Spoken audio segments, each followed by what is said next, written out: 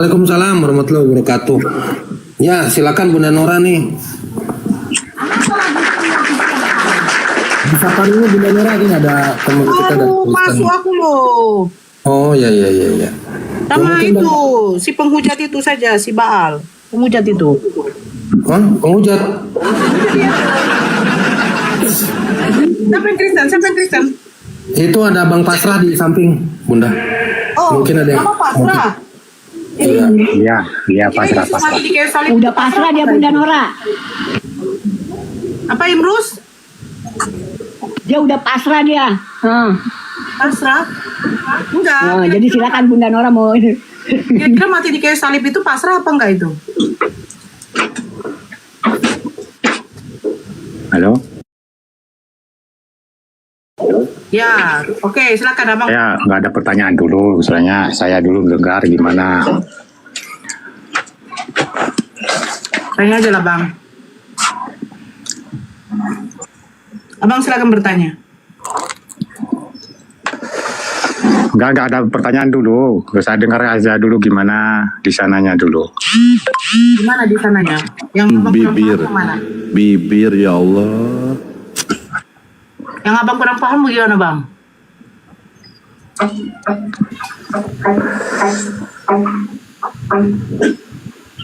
Bang? Halo? Ya, yang Abang kurang paham yang mana? Ya, saya yang kurang paham itu kan istilahnya kan saya dengar dulu apa istilahnya cerita ini apa dan nanti saya tanyain baru saya tanyain. Silakan dulu. Permisi. Assalamualaikum. Waalaikumsalam warahmatullahi wabarakatuh. Ada Bang Juma nih. Assalamualaikum Bang Juma. Udah lama kita nggak Iya, saya mau titip pesan aja, habis itu turun. Nggak Boleh boleh ya, Bang Juma, nggak teman-teman? boleh. Nggak bisa tuh langsung Nggak turun lah. Bang. Nggak bisa. Nggak bisa. Nggak bisa. Peraturan nomor ada. 3. Ada saudara kita titip pesan sama Dinda Nora, harus saya sampaikan. Pesan apa Bang? Amanah. Ya, Tante Melki ada titip salam.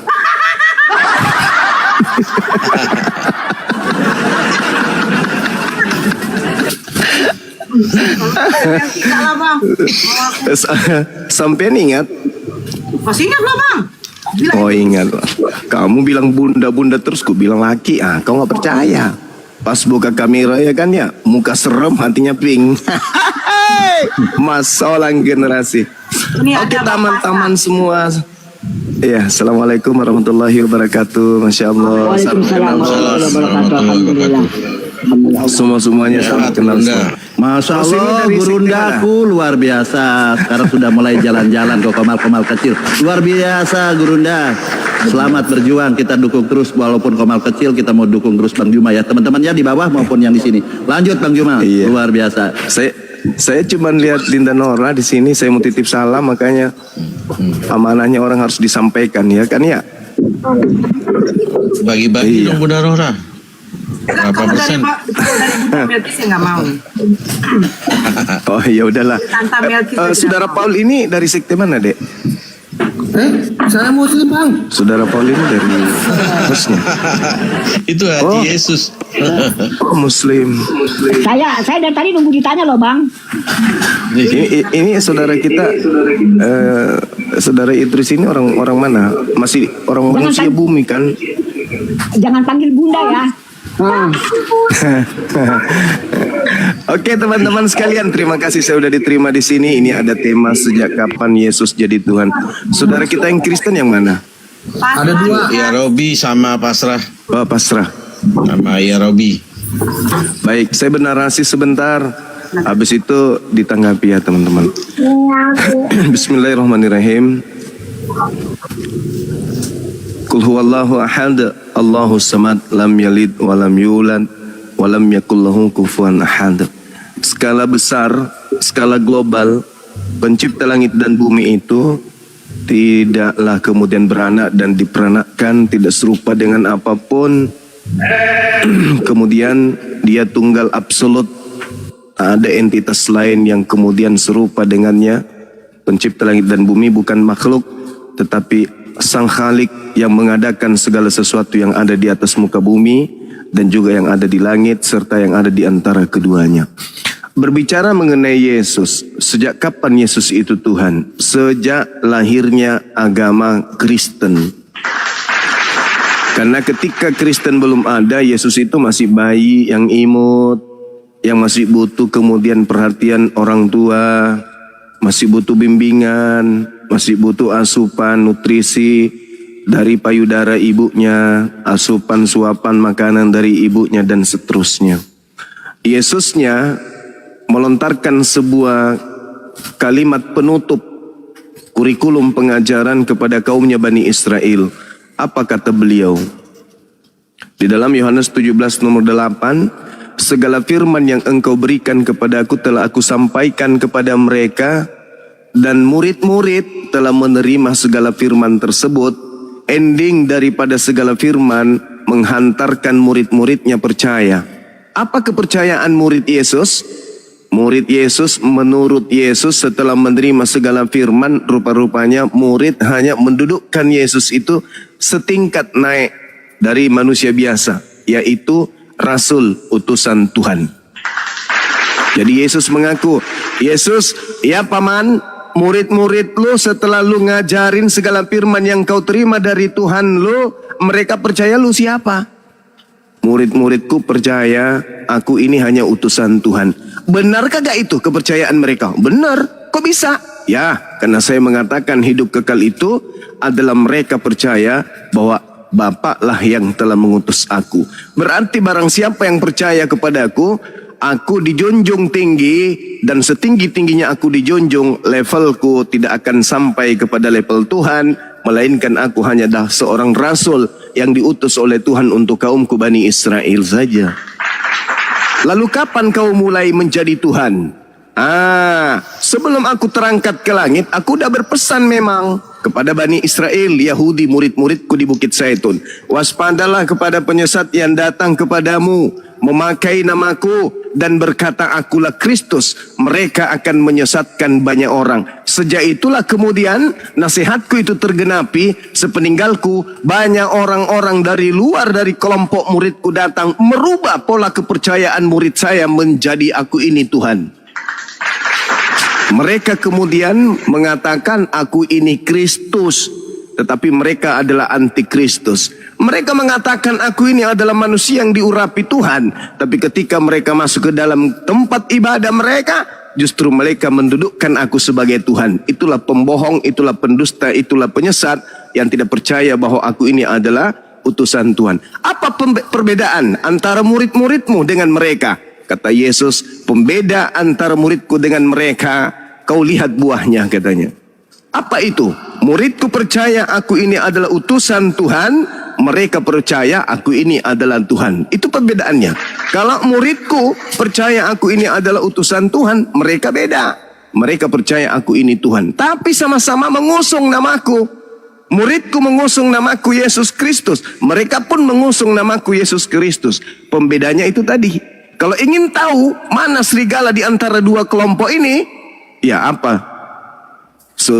Lihat, siapa di antara mereka yang menuhankan aku, yang mendudukkan sehakikat setara dengan Tuhan yang telah mengutusku, itulah serigala.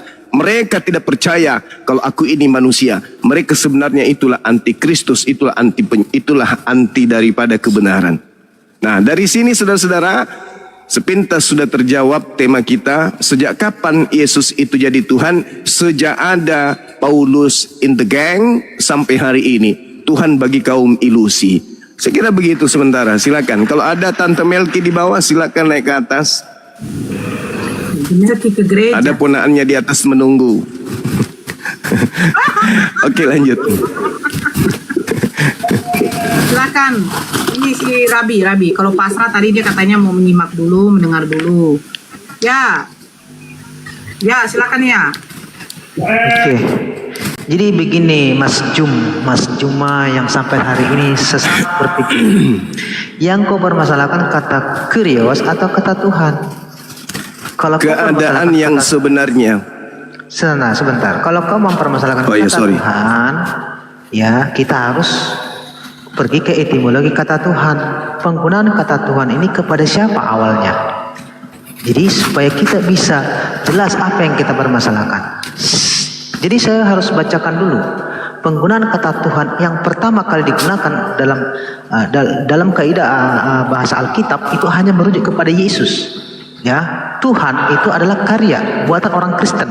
Ya, namun berkembangnya zaman, kosakata Tuhan itu dibakukan dalam bahasa Indonesia oleh seorang Katolik.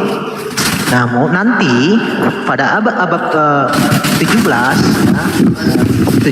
orang Islam menggunakan kata Tuhan itu untuk menerjemahkan kata ilahun dan rabun. Namun sebelumnya terjemahan Al-Quran tertua, ya, terjemahan Al-Quran tertua tidak menggunakan kata Tuhan, melainkan menggunakan kata Dewata Mulia Raya. Ya, menggunakan kata Dewata Mulia Raya. Kita bisa lihat di dalam Prasasti Trengganu. Dalam Prasasti Trengganu itu tidak ada kata Tuhan di situ. Menggunakan dulu, kata ya. Itu ehonya Dewata Mulia dikurangi Raya. dulu, ya. Sebentar. Ya, Sebentar, Bu, ehonya. sebentar. Ehonya dikurangi. Oh, itu. Ya. Tinggi ya? Agak sedikit apa ya? Oke, Bagaimana juga ya. agak noise mungkin. Jadi Bagaimana noise? yang saya jelaskan di situ, penggunaan kata Tuhan itu hanya merujuk kepada Yesus sendiri. Ya, jadi kalau kau mengatakan kapan di Yesus dikatakan Tuhan, ya memang gelar itu ditujukan kepada Yesus. Tetapi kalau kau mengatakan kapan Yesus dikatakan Kurios, kita bisa lihat di dalam kitab kami, ya, baik di dalam kitab Matius. Bukan Paulus yang mengatakan itu, bro. Ya, begitu saya rasa. Jadi jangan salah menggunakan arti Kurios dengan kata Tuhan. Tuhan itu dalam bahasa Indonesia yang dulunya digunakan oleh orang Kristen. Itu karya orang Kristen. Dulunya dari kata Tuhan ditambahkan H di tengah untuk menyematkan kepada Yesus yang bersifat ilahi. Kata Tuhan awalnya kepenguasaan yang bersifat insani, yang terbatas. Namun ditambahkan H yang bersifat ilahi, itu merujuk kepada Yesus. Begitu, bro, ya. Jadi kata Tuhan itu merujuk. Komal ternak, komal anak TK. Silakan. Enggak, jangan jualan rendahan kayak gitu. Loh, yang dibahas di sini, buktikan, sabar kau tunjukkan saya terjemahan Al-Quran menggunakan kata Tuhan. Silakan tunjukkan saya terkuat. Gantian. Tadi nggak dipotong. Di sini kita tidak membahas tentang gramatikal, kita nggak sedang membahas tentang kata, kita sedang membahas tentang cakupan dari entitas hakikat sesungguhnya Yesus. Apa pula ya Kurios itu pelajaran anak TK, bahkan pelajaran anak yang belum masuk sekolah itu. Nggak ada kayak gitu di sini dibahas. Kata Tuhan, tadinya Tuhan ditambah, nggak ada. Itu pembahasan kucing, nggak ada dibahas di sini. Ini kita berbicara tentang kejahilan orang Kristen yang melantik manusia menjadi ilah, menjadi sembahan, di mana sembahan itu cuma satu, yaitu Eloah atau Elohim atau Allah dalam pandangan Islam. Tiba-tiba di antara orang Yahudi dan orang Islam muncul Tuhan yang keluar dari kubur. Itu Tuhan itu jangan lagi, itu kan enggak ada yang bisa kau tipu di sini. Kristen mendewakan Yesus, mendudukkan Yesus setara dengan pencipta langit dan bumi. Itu yang perlu kau paham. Sejak kapan Yesus itu sehakikat dengan Tuhan, dengan pencipta langit dan bumi? Sejak Kristen laknatullah hadir di atas muka bumi. Paham kau? Jangan sok cantik, jangan sok paten mau membodohi orang di sini. Jadi Yesus itu, ini saya jelaskan semamu. Yesus itu yang kau sembah adalah iblis yang keluar dari tanah melalui tubuh Yudas. Lalu kemudian menggunakan nama anak Maria supaya banyak orang Roma Yunani percaya kepada dia, si iblis ini, agar dituhankan, diibadahi, disetarakan dengan Tuhannya Yahudi. Paham kau situ, Dek? Jadi jangan kau rendah kali ilmumu. Yang kita bahas di sini itu tentang keilahian, hakikat Yesusnya. Jadi sejak kapan Yesus itu menjadi ilahi? Sejak kapan Yesus itu menjadi sembahan, menjadi pencipta langit dan bumi? Sejak manusia-manusia longor pemakan babi itu muncul setelah Yesus yang asli terangkat ke langit. Nah tuh, bantai tuh. Jangan Tuhan menjadi Tuhan. Enggak, bukan itu yang kita sedang bahas, bukan. Makhluk yang keluar yang merangkak dari tanah hari Minggu itu sejak kapan jadi Tuhan? Kalau Yesus ending pengajarannya, segala firman yang engkau berikan kepadaku telah aku sampaikan kepada mereka. Dan segala ucapan firman yang Yesus sampaikan kepada muridnya Yahudi, tidak ada ucapan pergilah, jadikanlah seluruh bangsa menjadi muridku. Itu enggak ada. Akulah Alfa dan Omega. Itu juga tak ada. Kepada aku telah diberi kuasa baik di surga maupun di langit. Itu juga tak ada. Itu Yesus tidak pernah ucapkan. Titik. Itu ucapan makhluk kuburan yang ingin kemudian mengkudeta pencipta langit dan bumi menggunakan nama Yesus. Yesus sudah katakan sebelum itu. Apa kata Yesus kepada muridnya orang Yahudi? Waspadalah agar kamu jangan disesatkan. Kamu di sini jangan merasa Kristen. Penyesatnya itu justru Kristen. Ini orang Yahudi yang dinasihati Yesus. Waspadalah agar kamu orang Yahudi jangan disesatkan. Sebab akan datang banyak orang Kristen memakai namaku dan berkata akulah Kristus. Orang-orang Kristen ini akan menyesatkan banyak orang. Tuh. Mending aku buka-bukaan. Nah itu kau bantah. Jadi yang dinubuatkan Yesus itu adalah karisten. Kau paham karisten? Karisten itu akar katanya Kristus. Siapa yang menggunakan kemudian pendekatan ini kepada Kristus? Ya karisten. Jadi banyak orang yang menggunakan nama Yesus itu ya karisten. Karisten itu Kristus, pengikut Kristus. Berarti orang banyak yang menyesatkan banyak orang dengan menggunakan gelar Kristus. Iya siapa lagi kalau bukan Kristen, Cak Kongkong.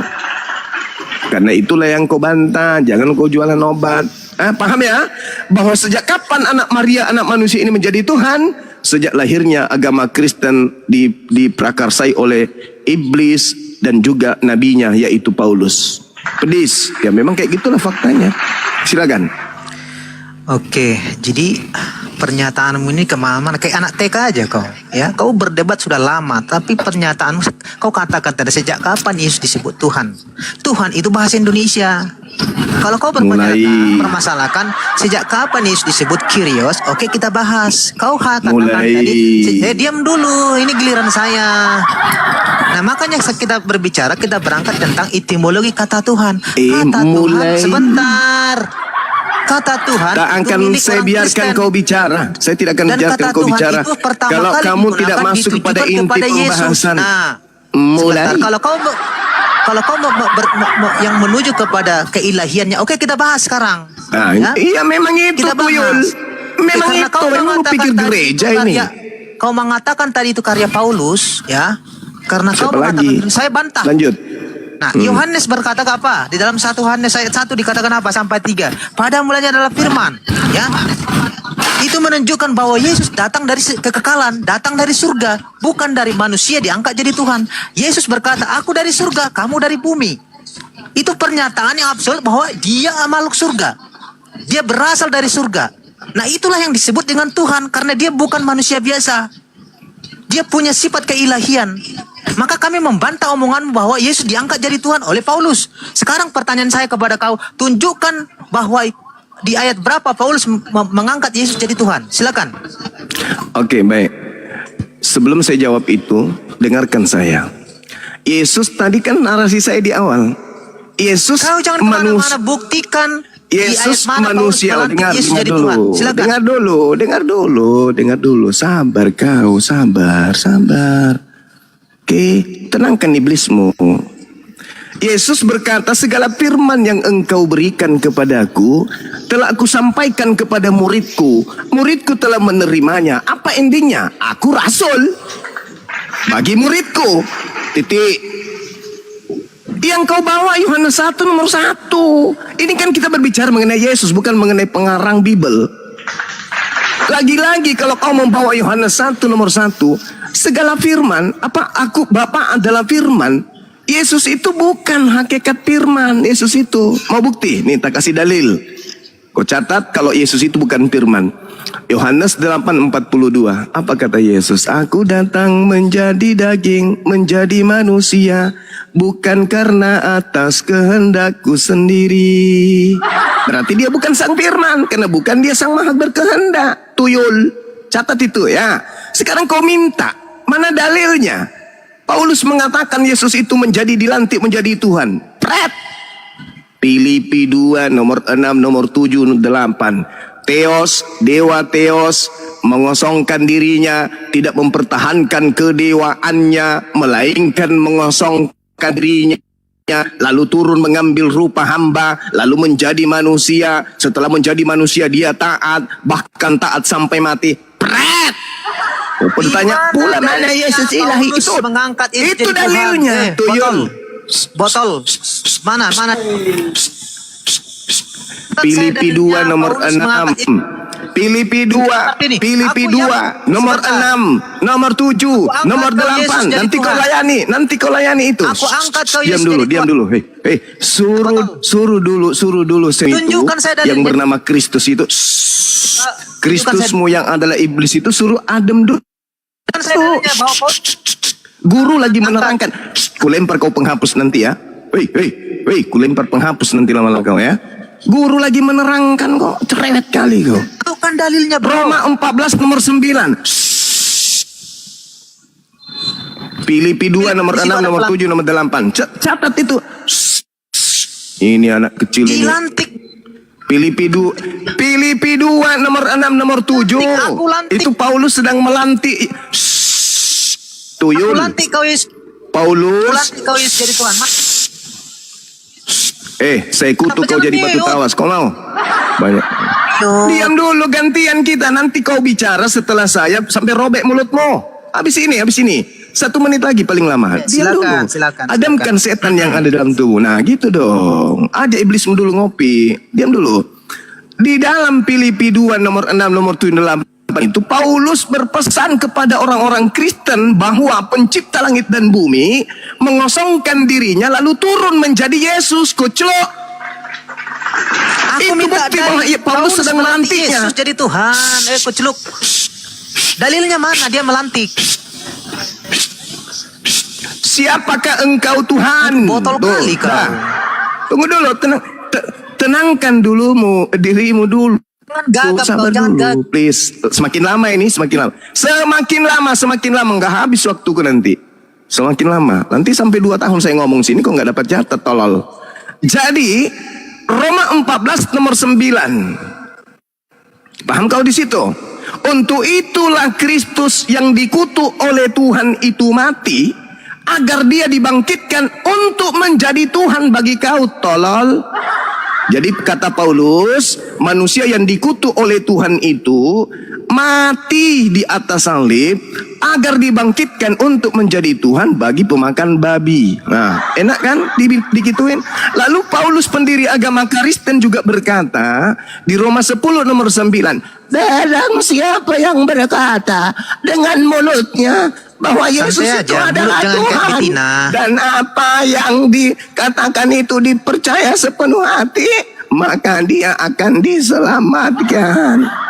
Di mana Yesus Paulus lagi melantiknya? Galatia 1. Kau diam dulu. Galatia 1 nomor 1, Galatia 1 nomor 11 nomor 12. Apa kata Paulus pendiri agama Kristen? Aku menerima Injil bukan dari manusia. Aku menerima Injil dari Yesus Kristus. Pertanyaan saya, kalau Yesus ini bukan manusia, Paulus ingin melantik Yesus sebagai iblis atau sebagai Tuhan, pencipta langit dan bumi? Dia mengatakan Yesus bukan manusia. Oke, kalau bukan manusia hanya ada 2 kandidat. Kutanya samamu, kau jujur. Ketika Paulus mengatakan aku menerima Injil bukan dari manusia tapi dari Yesus, Yesus yang dimaksud di sini setan atau Tuhan pencipta langit dan bumi? Silakan. Kau jangan kejang-kejang, santai. Kau berhadapan dengan Maha Guru ini. Oke, santai. Jadi begini Juma, kau tadi membawa Filipi 2, di situ kau katakan bahwa Paulus melantik Yesus jadi Tuhan. Perhatikan, melantik itu berarti ada si pelantik, ada yang Pertanyaan dilantik. saya yang Sebentar, terakhir itu dengarkan. terangkum di Kau situ tuh- tuyul kamu kau tuh- diskusi aduh, memang gak ada saya ilmu tahu ini kau ilmu ini. Islam, bro. Kau dengarkan dulu saya. Rangkuman penjelasan saya itu di akhir kalimat Sebentar. ketika Paulus mengatakan Kamu maha aku guru menerima atau Injil maha tolol? bukan Kalau kau maha guru, diam. aku menerima Injil bukan dari manusia. Ilmu Islam, bro. Jadi gak usah Kamu lagi tadi kok sudah bicara, tinggal saya bicara. Filipi dan juga kitab Roma Cuma itu kau tolol kali. itu hanya kisi-kisi referensi. Paham kau kisi-kisi? Endingnya itu di kalimat terakhir. Paulus dengarkan saya mengatakan sekarang. aku menerima. Dengar, iya saya tahu, Yuk, tapi saya Begi. luruskan. Namanya guru, Pesan namanya kau guru terus. mendidik. Namanya guru mendidik anak murid Biar begitu. saya dong bicara. Ingat kalimat, kalimat terakhirnya gurumu dengarkan. Kalimat terakhirnya gurumu dengarkan. Kulempar kau penghapus lama-lama ya. Gurumu mengatakan, dengar, gurumu mengatakan, Paulus berkata, aku menerima Injil bukan dari manusia. Kandidat tinggal 2 nih. Kalau bukan manusia, Yesus itu menurut Paulus, dia setan, atau dia Tuhan pencipta langit dan bumi. Tinggal itu kau bahas. Yang kau Filipi, Roma, nanti ke situ lagi. Itu hanya kisi-kisi seorang guru ketika menjelaskan punya kerangka kemudian supaya muridnya itu bisa paham. Ngerti kau? Jadi yang kau jelaskan sekarang ini adalah kalimat terakhir sang maha guru. Apakah Paulus mengatakan aku menerima Injil bukan dari manusia? Berarti dia menerimanya dari setan atau dia menerimanya dari Tuhan pencipta langit dan bumi? Silakan. Kalimat terakhir dong. Lanjut. Dari dulu kau jadi muridku nggak cerdas-cerdas kau ini. Begini Juma, kau tuh kerjamu menyesatkan umat Islam. Nah, dengan kau kira dengan caramu berbicara, dengan kelancaranmu Tuh coba lihat dong. jangan di-mute. Jangan di-mute. Ya. Kamu kira orang di bawah itu paham apa yang kau omongkan? Kau katakan Kau aja yang tidak paham. kau katakan tadi Paulus melantik Yesus jadi Tuhan. Kata Nah, itu melantik tadi itu Galatia dalam 1. kaidah bahasa Indonesia ada si pelantik, ada yang dilantik. Mana bisa melantik orangnya tidak ada. Jadi kau katakan Pertanyaan makanya saya, kau gabrul. Paulus melantik Yesus jadi menerima Tuhan. Injil bukan dari manusia. Jadi Loh, menurut kau tadi Paulus, mengatakan, Yesus itu kalau bukan Paulus manusia lalu apa? Diam dulu kau. Hei. Ini giliran. Kalau Yesus giliran bukan saya manusia bicara, lalu Yesus itu apa? Beginilah Silakan. ketua api. Jika umatnya tersesat. Nangis dia. Saya menjelaskan begitu. Saya sudah percaya ada di diri. endingnya. Kalau Yesus diakui Itu bukan orang. manusia, lalu dia apa? Kualitasmu jauh. Paulus mengatakan Yesus itu bukan manusia. Lalu kalau Yesus itu bukan Saya bacakan manusia, Filipi. Paulus ingin menyampaikan Yesus itu apa? Iblis kah atau pencipta langit dan bumi, Tuhan? Jelaskan dulu dalam Filipi. Kau membawa kitab Filipi ya. Pasolan generasi. Bang Juma, kamu kan nanya. Iya, gimana saudara? Iya, Malah kamu kamu yang nanya. ngomong Kamu terus. sekelas guru Tapi dia nggak loh. menjawab. Kamu sekelas. Di situ siapa? Yesus mengosongkan diri menjadi Yesus. Saya membacakan dulu, bro. Kok gila kah? Saya membacakan dulu. Saya membacakan dulu. Kok Yesus mengosongkan diri nanti setelah kosong menjadi Yesus gitu? Sebentar. Mengosongkan artinya di sini rusak mengosongkan kau keilahiannya. Oh, itu Dengar. rusak. Mengosongkan Iya, yang mengosongkan keilahiannya. diri di situ siapa? Yang Ini mengosongkan merujuk diri di kepada situ siapa? Yesus. Siapa yang Merujuk mengosongkan kepada diri? Yesus mengosongkan keilahiannya. Iya. Dengarkan dulu. Kalau kau tidak tahu apa-apa, diam. Tuyul, setelah dewa itu mengosongkan diri, dengar. Setelah dewa itu mengosongkan diri, baru jadi Yesus. Sebelum dia jadi Yesus, Oke, dia sebentar. Filipi 2 ini berbicara tentang siapa? apa? Filipi 2 berbicara tentang siapa? Kok lagi? Kasihan Belo. Filipi 2 berbicara tentang siapa? Siapa yang mengosongkan diri? Oke, saya baca. Siapa Maka yang saya baca. mengosongkan diri Dengarkan di saya. situ? Saya baca Siapa? dulu. Saya baca. Ya. Di dalam ayat 10. Makanya kalau murid jangan sombong. Dengarkan. Ya. Nomor 6 dulu, Dirinya menjadi sama nomor dengan manusia. 6. Perlu berguru sama kamu. Nomor 6. Saya bacakan dulu, bro. Nomor 6. Oke, saya nomor bacakan 6. dulu ya. Oke, saya bacakan. Ya. Nah, Ya. yang walaupun dalam rupa Allah tidak menganggap kesetaraan dengan Allah itu sebagai milik yang harus dipertahankan. Allah di situ siapa? Allah di situ siapa? Allah di situ Yesus kan siapa? barang Allah, karena yang dikosongkan di sini sifat ilahiannya. Kamu kok Masalah generasi. tertawa-tertawa? Itu bukan Yesus. Oke, diam. Hei, Tuyul, Kamu diam itu dulu. bukan Yesus. Ini ayatnya nanti kalian lihat di ayat 10. Ini berbicara tentang Yesus yang taat sampai mati. Nah, kau lihat ini. Nah, ya. Di ayat Mati nih, 9. Di ayat 9. itu Teos di situ siapa? Ayat 8. Dalam keadaan sebagai manusia, ia Ya, telah langsung merendahkan loncat, dirinya kan? dan taat sampai mati. Bahkan sampai mati di kayu salib. Yang mati di kayu salib siapa? Longor, bodok. Siapa? Longor. Yang mati Bodok. di Siapa kayu yang mati salib itu dewa yang Gigimu, telah makanya mengosongkan kau tolong dirinya. begitu kau menjadi ketua api, bodok, goblok. Makanya Lah, yang mati di situ siapa? kapan seperti ini Pak? Yang disalib, Ya, ungkapan yang disalib seperti di situ siapa? ini. Saya katakan kau goblok. Yang Ini berbicara tentang yang disalib di situ siapa? Yesus yang disalib. Yang disalib. Nah, sebelum dia menjadi Yesus, dia siapa? Ayo. Dia firman Tuhan yang masih menjadi manusia.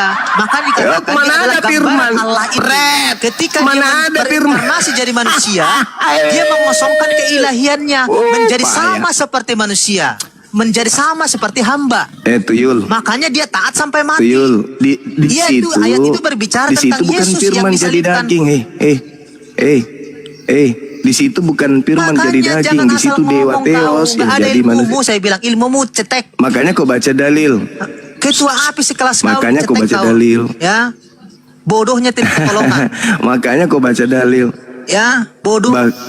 Baca dalil. Nah sekarang saya Baca dalil. bertanya sama kamu. Saya Baca dalil.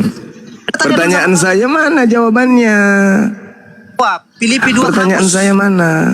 Filipi 2 hangus. Pertanyaan saya jawabannya Kau mana? tadi mengatakan di awal, prolog mengatakan Yesus dilantik jadi Paulus Tuhan. mengatakan, Kata melantik ada si pelantik, ada yang dilantik, ada sumpah. Tunjukkan saya itu, nggak ada. Bawa itu hangus. Sekarang Orang Kristen kalau ditanya yang digantung di pohon itu di rumahmu yang tanda silang itu siapa? Apa bilangmu? Tuhan. Iya kan? Di gerejamu meneranya itu tanda salib itu tanda apa? Tanda apa? Tempat digantungnya Tuhan. Ya Tuhan, kau sendiri sudah melantiknya. Aneh kau ini jadi orang. Pertanyaan saya sederhana lu. Apakah Paulus ingin melantik Yesus itu Tuhan pencipta langit dan bumi? Ya iya. Faktanya dia mengatakan aku menerima Injil bukan dari manusia. Oke. Tapi dari mana bos? Dari Yesus Kristus. Nah, berarti kandidat manusia udah gugur. Tinggal satu kandidat nih. Tinggal dua. Kalau dia bukan iblis, berarti dia adalah Tuhan pencipta langit dan bumi. Nah ayo, Paulus menerima firman dari mana? Tinggal dua kandidat, manusia bukan, berarti bukan anak Maria. Tinggal dua, pencipta langit dan bumi atau iblis. Nila 25. Nah, silakan. 28.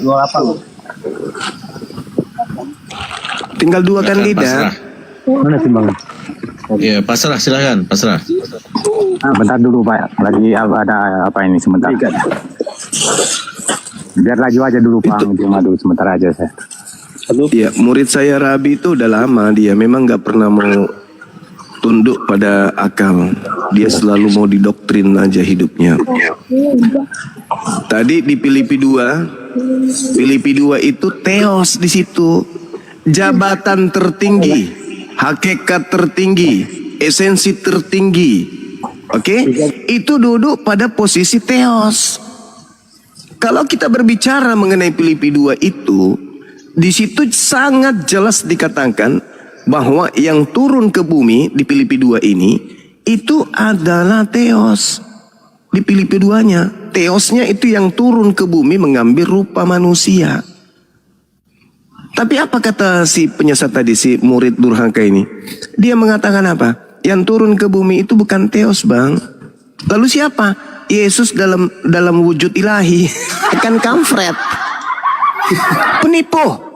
Original teks kitabmu itu, kata Allah yang ada di sana yang disalah terjemahkan untuk menyesatkan manusia, itu adalah teos. Siapa yang lebih tinggi dari teos? Ada nggak kedudukan di atasnya teos di dalam konsep Kristen?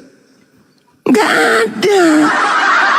Tapi kalau dalam status dogma doktrin gereja, yang lebih tinggi dari Theos itu adalah Paulus. Kenapa Paulus lebih tinggi daripada Theos?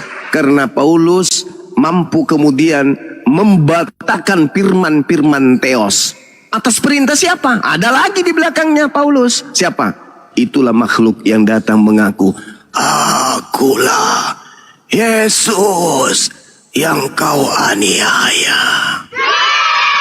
Jadi Eloah atau Elohim yang berfirman kepada Nabi Musa, berfirman kepada Abraham, Ishak dan Yakub, segala firmannya gugur seketika karena ada yang mengkudeta firman itu. Siapa? Paulus. Cek, cek.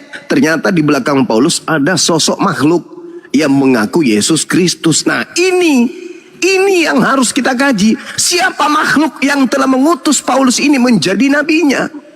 Makhluk mana ini yang datang kepada Paulus mengutus nabinya? Kata Yesus Matius 24 nomor 23 24. Jadi apabila ada orang berkata kepadamu ada Mesias di padang gurun, ada Mesias dalam bilik, jangan kamu percaya, sebab Yesus palsu, Kristus palsu, dan juga nabi-nabi palsu akan datang melakukan banyak tanda yang dahsyat dan mukjizat sekiranya mungkin menyesatkan banyak manusia, orang-orang pilihan juga.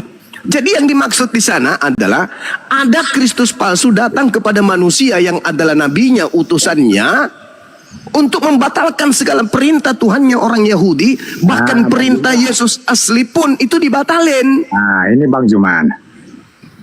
Halo? Ya, sedikit lagi Bang. Jadi saudara, Theos itu yang dikatakan Filipi 2 nomor 6 itu adalah hakikat paling tertinggi. Tidak ada lagi di atasnya Theos, nggak ada. Nah, hakikat tertinggi ini yang turun ke bumi menjadi Yesus. Itulah yang dilantik oleh Paulus. Begitu saudara. Ya, lanjut. Sebentar Bang Pasrah, bentar. Agama apa Bang? Selamat subuh. Agam? Ya, Muslim. Walap Bunda. Walap. Waalaikumsalam ya, dibawa dulu ya Bang ya, izin ya, biar kita naikkan Kristen yang lain. Oke. Iya. Ya silakan pasrah aja. Kalau ini Bang pasrah aja nih Bang. Lanjut pasrah. Oke. Pasrah. Pasrah mau ganti Tuhan kemarin bilang.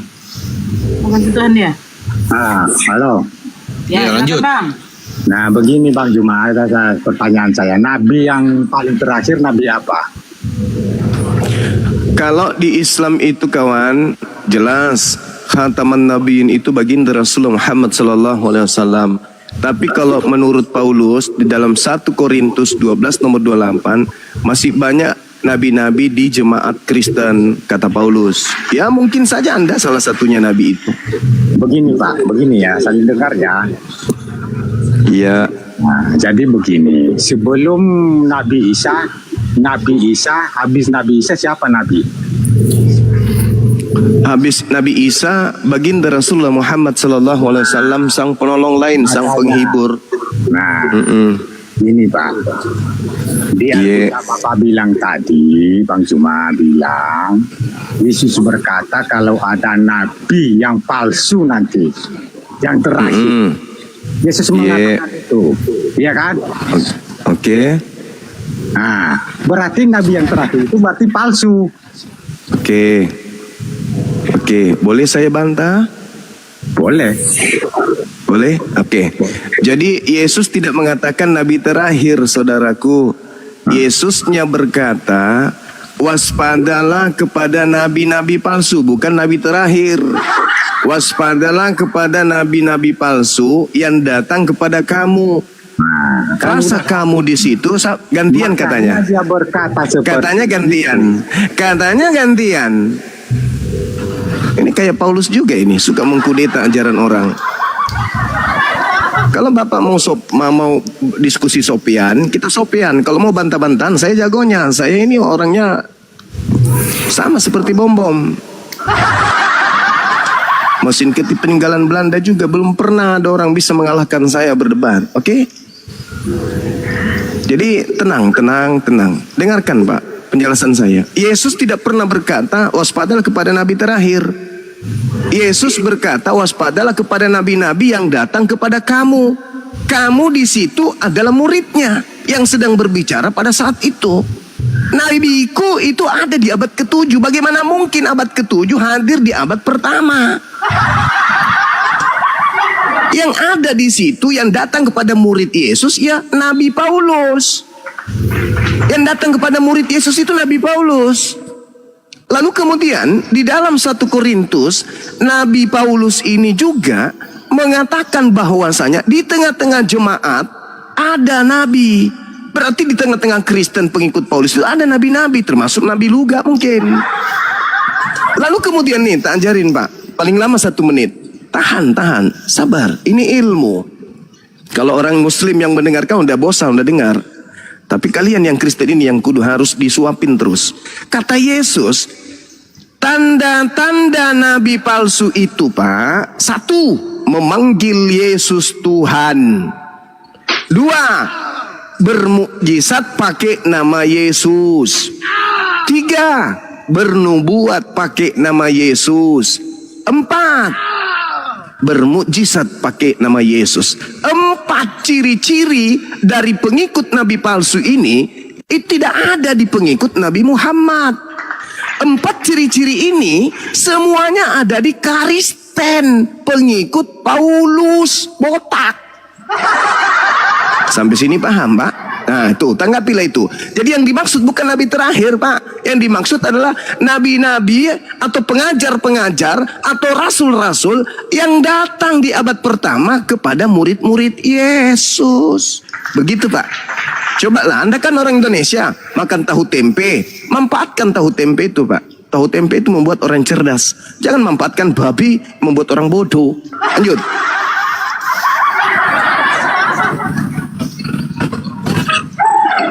Bang Juma. Ya. Nah, Nabi Isa ini menurut Sapian yakin dia seorang utusan Allah. Apa sih Pak? Jangan menyerang kalau Anda sendiri dalam keadaan telanjang. Anda mengatakan begini. Sama-sama Tapi Susma, diam dulu. Anda Nah, mengatakan ini begini. kalau orang Bang, ngomong, kamu diam dulu Bang. Diam dulu Itu Bang. kamu itu. Diam dulu. Kalau ngomong. Dengar Bang. Dengar saya dulu, dengar. Anda menegur saya yang tidak pakai baju tapi saya pakai celana panjang utuh. Bang Suma, ya paman, kenapa kamu nggak pakai baju? Kau itu memalukan loh. Nah itu. Tapi pada saat Anda teriak seperti itu, Anda lagi telanjang bulat. Ini saya sedang menelanjangi Anda loh. Yesusnya mengatakan tanda-tanda daripada nabi palsu itu pengikutnya semuanya ada di Kristen. Kenapa lagi Bang Zima, Nabi Muhammad, kenapa begitu cara dialognya Pak? Anda manusia kan? Anda orang Indonesia kan makan tahu tempe? Cerdaslah sedikit. Jangan dominan babi yang menguasai diri Anda. Tahu tempe itu bikin orang Indonesia cerdas. Itu loh. Tanggapi dulu. Yang saya maksud tadi itu kita kerucutkan materi. Jangan kemana-mana perginya. Saudara, nabi palsu itu datang kepada murid Yesus. Waspadalah kepada nabi palsu yang datang kepada kamu. Dia yang berkata itu kan. Makanya jangan nabi yang nggak benar. Yesus ngomong Bahwa Yesus berkata kepada muridnya agar waspada kepada nabi palsu yang datang kepada muridnya. Muridnya hidup tahun berapa Pak? Kutanya dulu. Murid yang berbicara dengan Yesus pada saat itu hidup tahun berapa? Saya nggak tahu masalah tahun-tahun. Saya nggak bahas masalah tahun-tahun itu. Oh, pantas aja. Ngomong itu nggak mungkin ngawur. Kan Yesus berkata, dengar ya. Yesus berkata kepada siapa? Nah, ya kamu yang ngomong sekarang ini kan Yesus berkata kepada siapa? Oh gitu. Makanya jangan terlalu banyak kawinin babi. Jangan terlalu banyak kawinin babi abang ini. Kurangi kawinin babi Bapak. Kamu yang sesat. Yesus berkata dengan siapa pada saat itu? Ya, kamu ngomong tadi kapan sama murid-muridnya Loh, kok toh? saya bukan Yesus, koplak. Alah, Yesus berkata kepada murid-muridnya, biar jelas. Nah, ya. murid-muridnya itu hidup tahun berapa? Jangan ikut. Murid-muridnya itu Sesat. yang mendapatkan nasihat Bukannya bilang itu hidup di dia abad sesat, keberapa? Jok. Saudara, Kamu itu ngawur ngomongnya. murid-murid Yesus yang menerima pesan langsung dari Yesus itu hidup di abad berapa?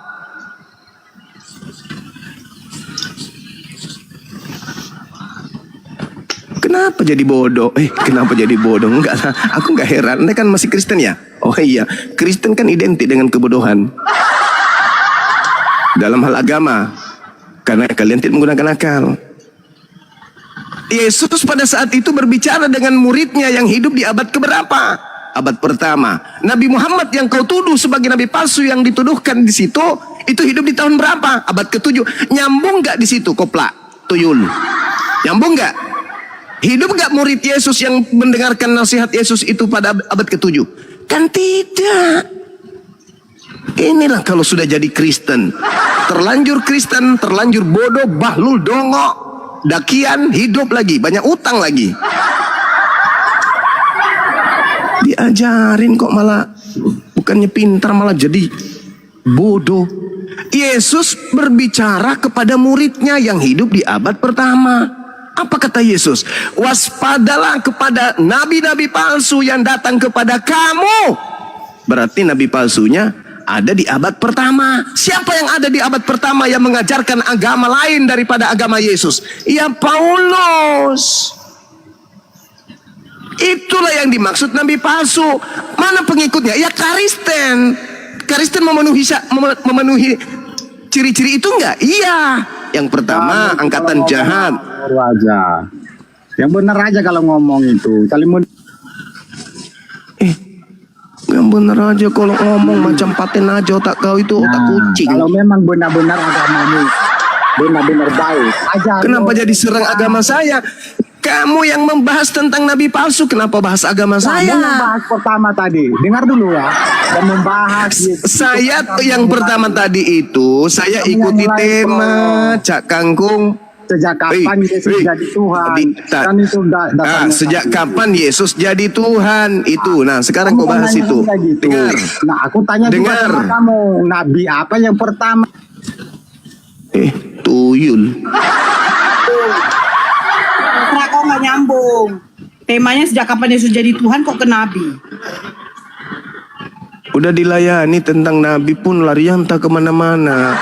Kamu itu seperti orang yang telanjang bulat, biji sakarmu yang seperti kedondong itu, teriak ke anak-anak kecil, kamu kenapa nggak pakai baju nak? Itu nggak boleh, kau nggak pakai baju. Padahal anak itu pakai celana. Lah kau sendiri yang ngomong kayak gitu, lagi seronok nggak pakai apapun. Itu namanya kau gila itu. Kau membahas Nabi Muhammad, yang kita bahas ini Yesus. Sejak kapan jadi Tuhan? Lebih bagus ngomong orang TK aja daripada kamu itu. Ngawur kalau ngomong gambut. Bang curhat lah bang. Kamu begitu kalau ngomong. Udah sebentar bang Pasrah, sabar. Saya sapa dulu Jeki, Evita. Ya sabarlah dulu bang Jeki, bang Pasrah. Jeki, Evita. Ya, halo. Ya agama apa bang? Selamat subuh.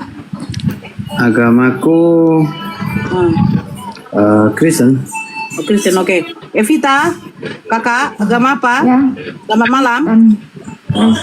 Kristen, ya. Bang pasrahkan aja ya. Tapi ya, kita gantian aja lah. Nyambung bang. Bang Jeki aja Ya, ini. sebentar kak, sebentar. Enggak, aku enggak seberapa paham aku tentang Aduh, Bang Jeki, dimi dulu lah. Anda pakai musik, ada musik itu. Ya, Kak Evita, silakan Kak Evita. Saya mau menanggapi Zuma ini bilang Kristen banyak utang. Jangan suka menyamakan. Memang ada yang banyak utang, ada yang tidak. Tapi Indonesia sendiri berutang kepada... Siapa yang bilang ada banyak utang? Bang Zuma tadi bilang ngomong bang. Iya, candaan itu. Ya, saya perlu clearkan ya. Kalau itu silakan. juga berhutangnya kepada negara non muslim ya. Oh, bukan utang itu Iya. maksud saya. Kalian itu berutang dosa kepada Kristus. Semua dosa-dosa kalian jaminkan ke Yesus. Itu maksudku. Wah, parah ini orang. Kalau mengenai hutang dosa itu, Yesus memang datang untuk menebus. Memang dosa menurut waris. kamu. Memang Dosa menurut waris. kamu. Karena kamu agama pagan. Coba kau tunjukkan di mana di agama Yahudi menebus dosa menggunakan darah manusia. Di mana dalilnya? Itu persembahan anak kambing dan dosa Iya, itu kan itu untuk pengampunan dosa. itu Meminta orang Yahudi. pengampunan. Orang Yahudi menggunakan binatang. Oke, orang Kristen menggunakan manusia. Pertanyaan saya, orang Kristen menggunakan manusia sebagai tumbal penebus dosa-dosa laknat mereka, itu ilmu dari mana? Siapa yang memberikan legalitas melakukan kemudian penebus dosa dengan menggunakan darah manusia, itu ilmu dari mana? Setan Aku kan? udah tahu pertanyaan seperti Nah, itu. sekarang begini, yang mempersembahkan yang mempersembahkan kemudian Yesus untuk disalib, Tuhan atau setan? Yesus memang rencana Allah Yesus untuk memang, menebus. Yesus memang. Pertanyaan Untuk menebus dosa waris. Pertanyaan saya, yang membisikkan kepada Yudas, kepada imam kepala mahkamah agama agar membunuh Yesus itu Tuhan atau iblis? Kalau dia Tuhan, berarti Tuhan yang menginginkan menebus dosa pakai darah manusia. Tapi kalau iblis, berarti iblis menginginkan orang-orang Kristen memahami bahwa dosa Kristen ditebus dengan darah manusia. Kau jawab, siapa yang membisikkan kemudian kejahatan kepada batin, kepada hati Yudas, imam kepala mahkamah agama, untuk supaya mereka membunuh Yesus? Yang membisikkan kejahatan itu siapa? Tuhan atau setan? Jawab. Kalau Yudas memang dipengaruhi oleh iblis, tapi kalau imam kepala itu atas kehendak sendiri karena tidak ada ayatnya, jadi ditekan oleh iblis. Nah, Di dalam Dan- di dalam dengar. Di dalam kaidah orang berilmu, segala sesuatu kejahatan itu berasal dari iblis. Imam kepala mahkamah agama melakukan tipu muslihat. Tipu muslihat itu dari mana? Tuhan atau dari iblis? tidak, segala bisikan itu bukan hanya dari iblis. Saya ulang Iman lagi. sendiri. Saya Nah, ulang ini lagi. kamu yang salah. Saya Tidak ulang berbuat lagi. karena iblis. Saya ulang lagi. Karena Saya ulang lagi. keimanannya Saya ulang lagi. Yudas kerasukan iblis. Imam kepala mahkamah agama melakukan tipu muslihat dan kesaksian-kesaksian palsu. Itu karena bisikan Tuhan atau bisikan setan? Jawab.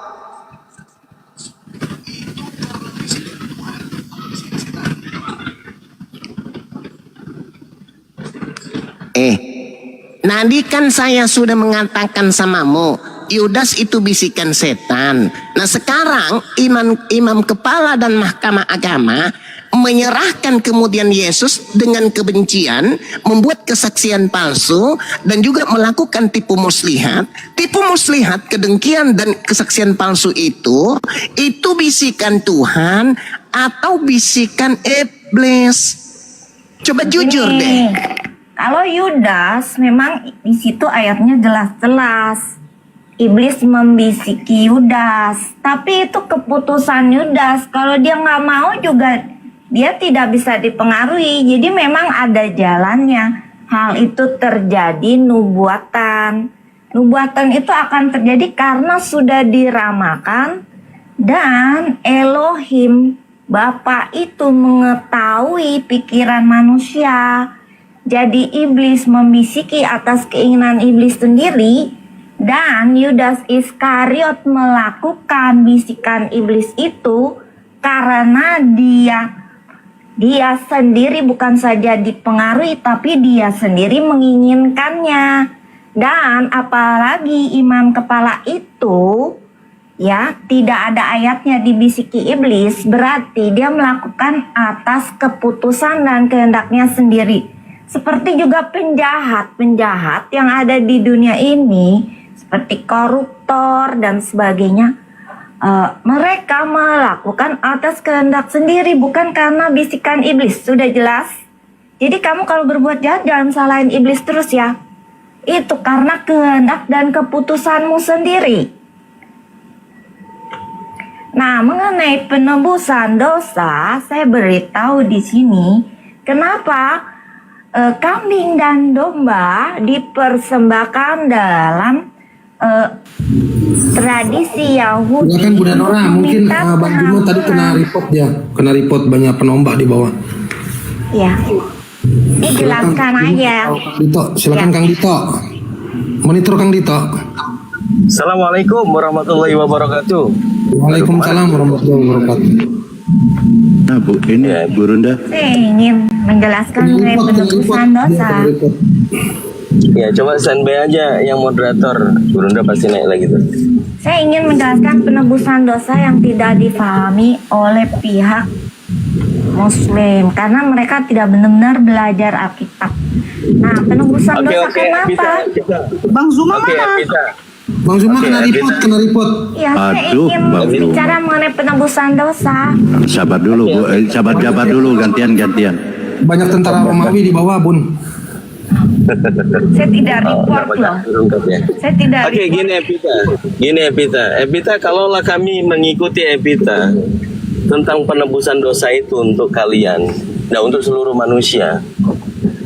Lalu kenapa Paulus mengatakan di Roma 8 nomor 10 itu orang Kristen yang hidup di dalamnya ada Kristus tetap mati dalam keadaan berdosa?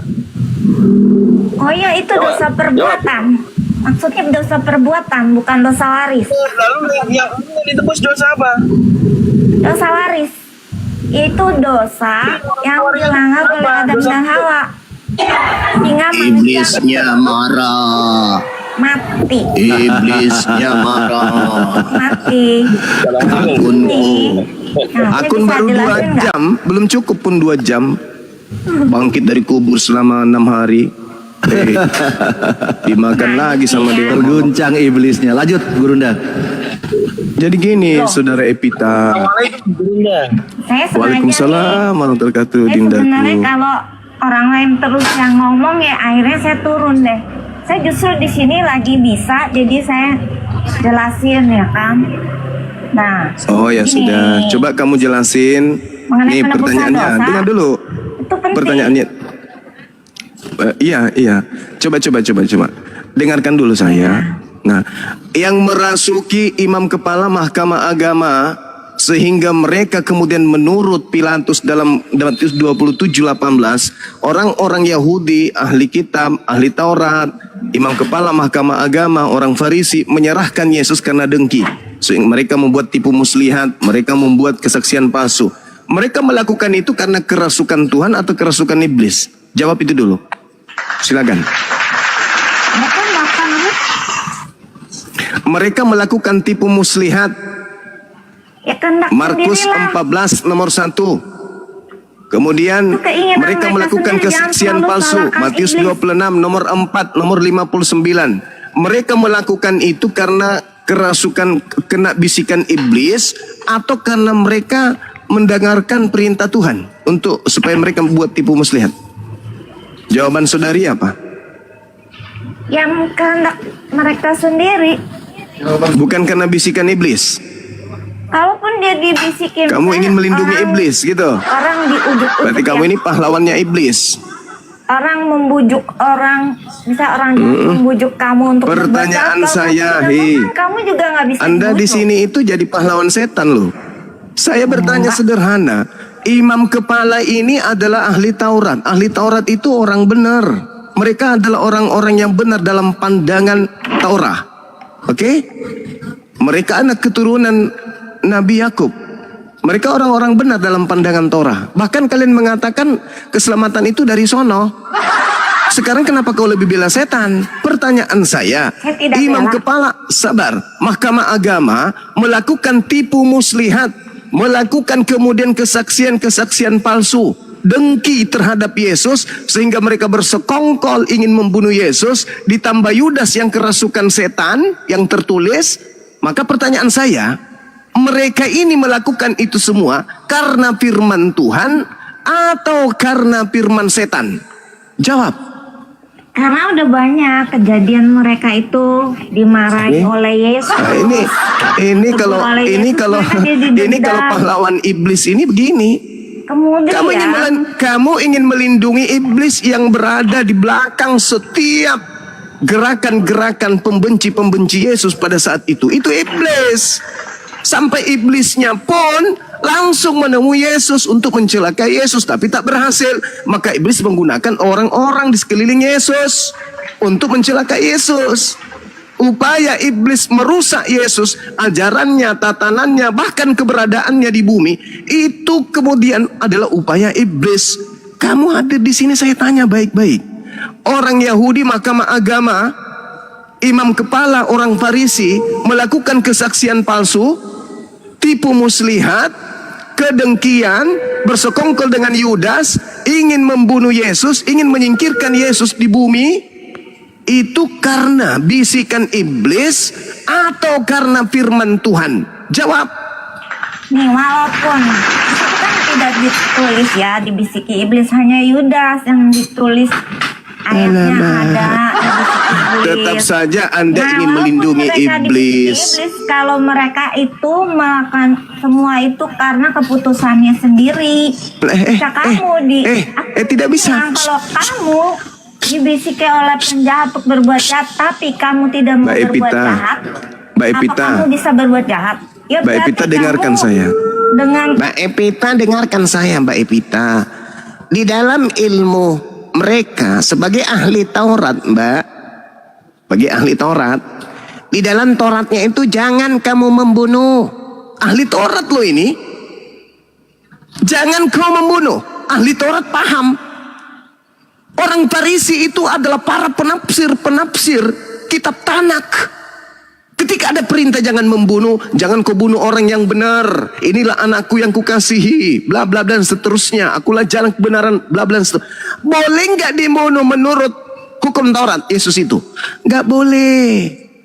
Berarti kalau mereka ahli Taurat ingin membunuh Yesus, berarti mereka tidak lagi berada pada firman Tuhan, tetapi mereka sudah kerasukan setan karena melanggar firman Tuhan. Jangan membunuh. Berarti kalau mereka ingin membunuh Yesus, itu berarti mereka sudah kerasukan setan karena sudah keluar dari firman Tuhan. Firman Tuhannya jangan membunuh. Mereka berkongkol ingin membunuh dengan melakukan tipu muslihat. Berarti mereka semua imam kepala ini sudah kerasukan setan. Berarti sutradara pembunuhan terhadap Yesus itu adalah iblis. Anda sekarang menjadi pembela iblis. Wa ikhwanuhum yamuddunahum fil ghayyi tsumma la yukasirun. Orang kafir itu pahlawannya setan untuk mengajak manusia agar durhaka kepada Tuhan pencipta langit dan bumi. Inilah kau sekarang. Di mana dalilnya Tuhan pencipta langit dan bumi menginginkan persembahan dari ciptaannya manusia berupa darah manusia? Itu di mana dalilnya? Gak ada dalilnya. Itu murni persembahan iblis. Nah, ini yang aku mau jelaskan mengenai ya udah, silakan dosa. kau menjelaskan, silakan. Penebusan dosa itu adalah atas dosa waris, bukan dosa perbuatan ya. Jadi orang-orang yang misalnya berbuat dosa berpikir karena Yesus sudah menebus dosa berarti dia bebas dari hukuman. Itu tidak, karena di Yohanes 5 ayat 28-29 dijelaskan, dan semua yang mendengar suaranya, itu suara Yesus,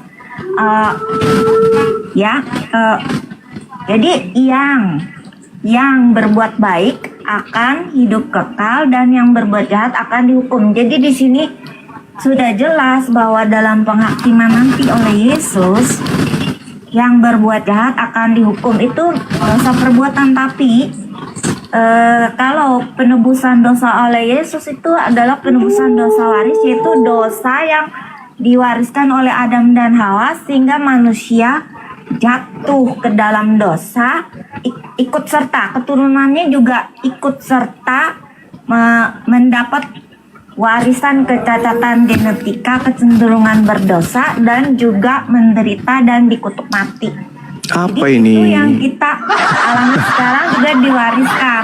Nah, karena kematian itu sebenarnya bukan perbuatan dari asal mulanya bukan perbuatan semua manusia, tapi asalnya itu Adam dan Hawa kan. Nah, Jadi, ini. ditebus. Ini. Kalau tidak adil kalau tidak ditebus Ini. ya. Dosa Adam dan Hawa kok ikutan juga manusia mati dan menderita. Jadi Ini. ditebus oleh Yesus sehingga manusia bisa bangkit Saya minta dalil. lagi dengan Di mana penebusan dalilnya? anak domba Allah. Tuhan mendamaikan dosa manusia dengan darah manusia. Saya butuh dalil. Ini bukan gereja. Dalil. Dalilnya itu ada ayatnya, tapi saya lupa ya ayatnya. Ya udah, Tapi kamu ini ke gereja dosa. dulu, belajar sama Enggak, pendeta, saya tapi jangan di ingat sini. Ayat inti Udah, ayatnya kamu itu istirahat dosa aja. itu berasal dari satu Ini manusia, dosa bukan penyebar gereja. dan dari Ini satu umum, manusia, jangan malu-maluin. itu Yesus Kristus. Agama paganmu Dosa nggak akan akan laku di ditebus. sini. Hei, nggak laku agama Dan pagan sini manusia nggak akan laku. beroleh hidup. Pusing kepala saya dengarkan pembodohan talal kayak gitu. Udah bukan zamannya. Ini bukan zaman batu. Manusia didamaikan dosanya dengan darah manusia. Pret. Jelas-jelas Yesus sendiri mengatakan Yohanes 8 nomor 4. Persembahkanlah persembahan sama seperti apa yang diperintahkan oleh Musa. Apa yang diperintahkan Musa? Binatang. Dasar pagan. Bodoh. Udah bodoh bahlul. Banyak utang lagi. Udah dibilang kau itu dihormati di sini. Dihormati. Kalau kau itu apa ya? Berbicara layaknya manusia. Ini kayak binatang kau ngomong.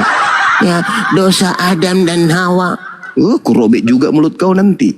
Mana ada Hawa dan Adam itu mewariskan dosa. Nah, kebohongan yang diwariskan dari dulu 2000 tahun. Aneh, kalian ini aneh. Hal yang sangat mendasar loh ditanya. Mana dalilnya? Tuhan menginginkan menebus dosa menggunakan darah manusia itu mana?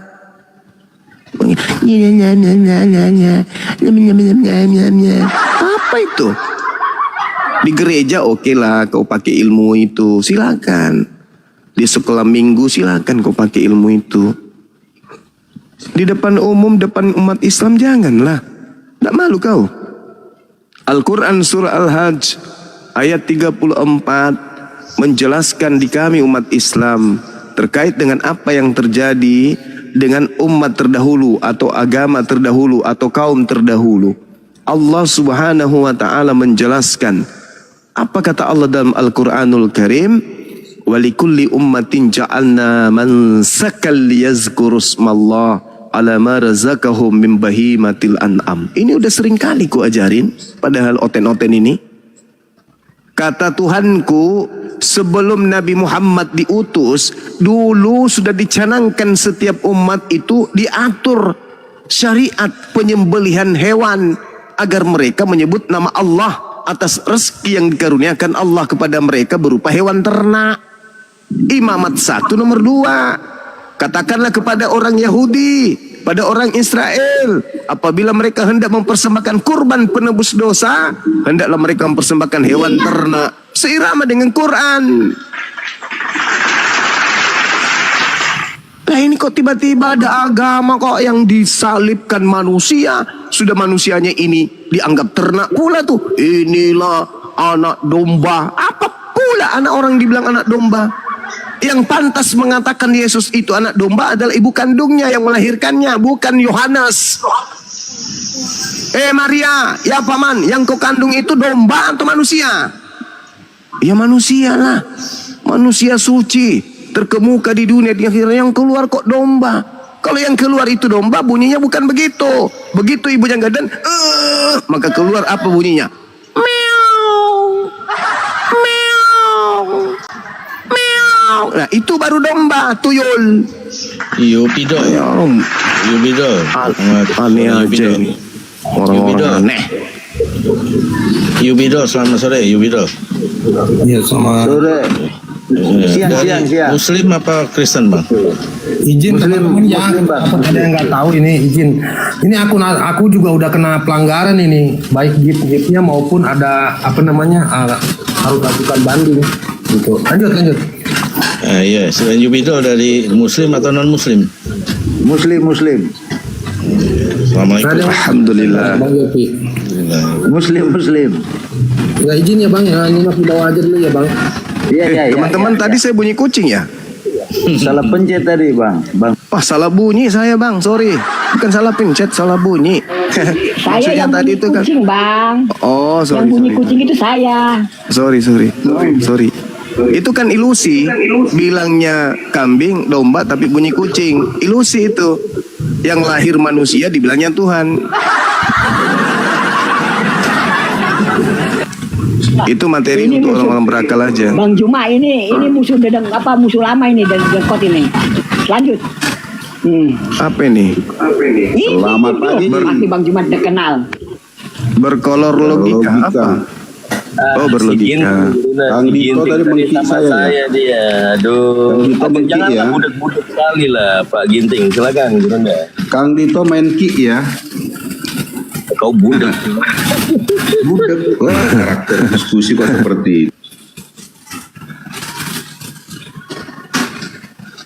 Ayo, Anda pasti sudah mendengarkan narasi saya di bawah. Saya katakan kepada saudara bahwasanya di awal tadi saya mengatakan ketika Paulus ini mengatakan aku menerima Injil bukan dari manusia. Lalu dari mana? Kandidatnya ada dua, dari iblis atau dari Tuhannya Abraham, Ishak dan Yakub. Silakan. Sebelum kita gini, Pak Juma ya, Pak Zulkifli ya. Saya mau berdiskusi ketika seluruh kata-kata itu dipahami dengan benar itu. Injil itu bahasa apa itu? Bagus.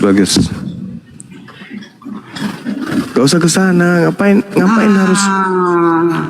Itu bahasa Arab.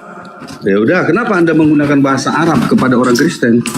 Karena muncul di dalam Bible pencurian secara terang-terangan kata Injil masuk di Bible. Pencurian. Iya dong. Kalau sesuatu yang dicuri perlu nggak Anda sampaikan kepada orang lain menjadi referensi? Orang Kristen ini Pak, wujudnya manusia, tapi ketika berbicara mengenai agamanya, dia lebih bagus kucing. Saya tanya.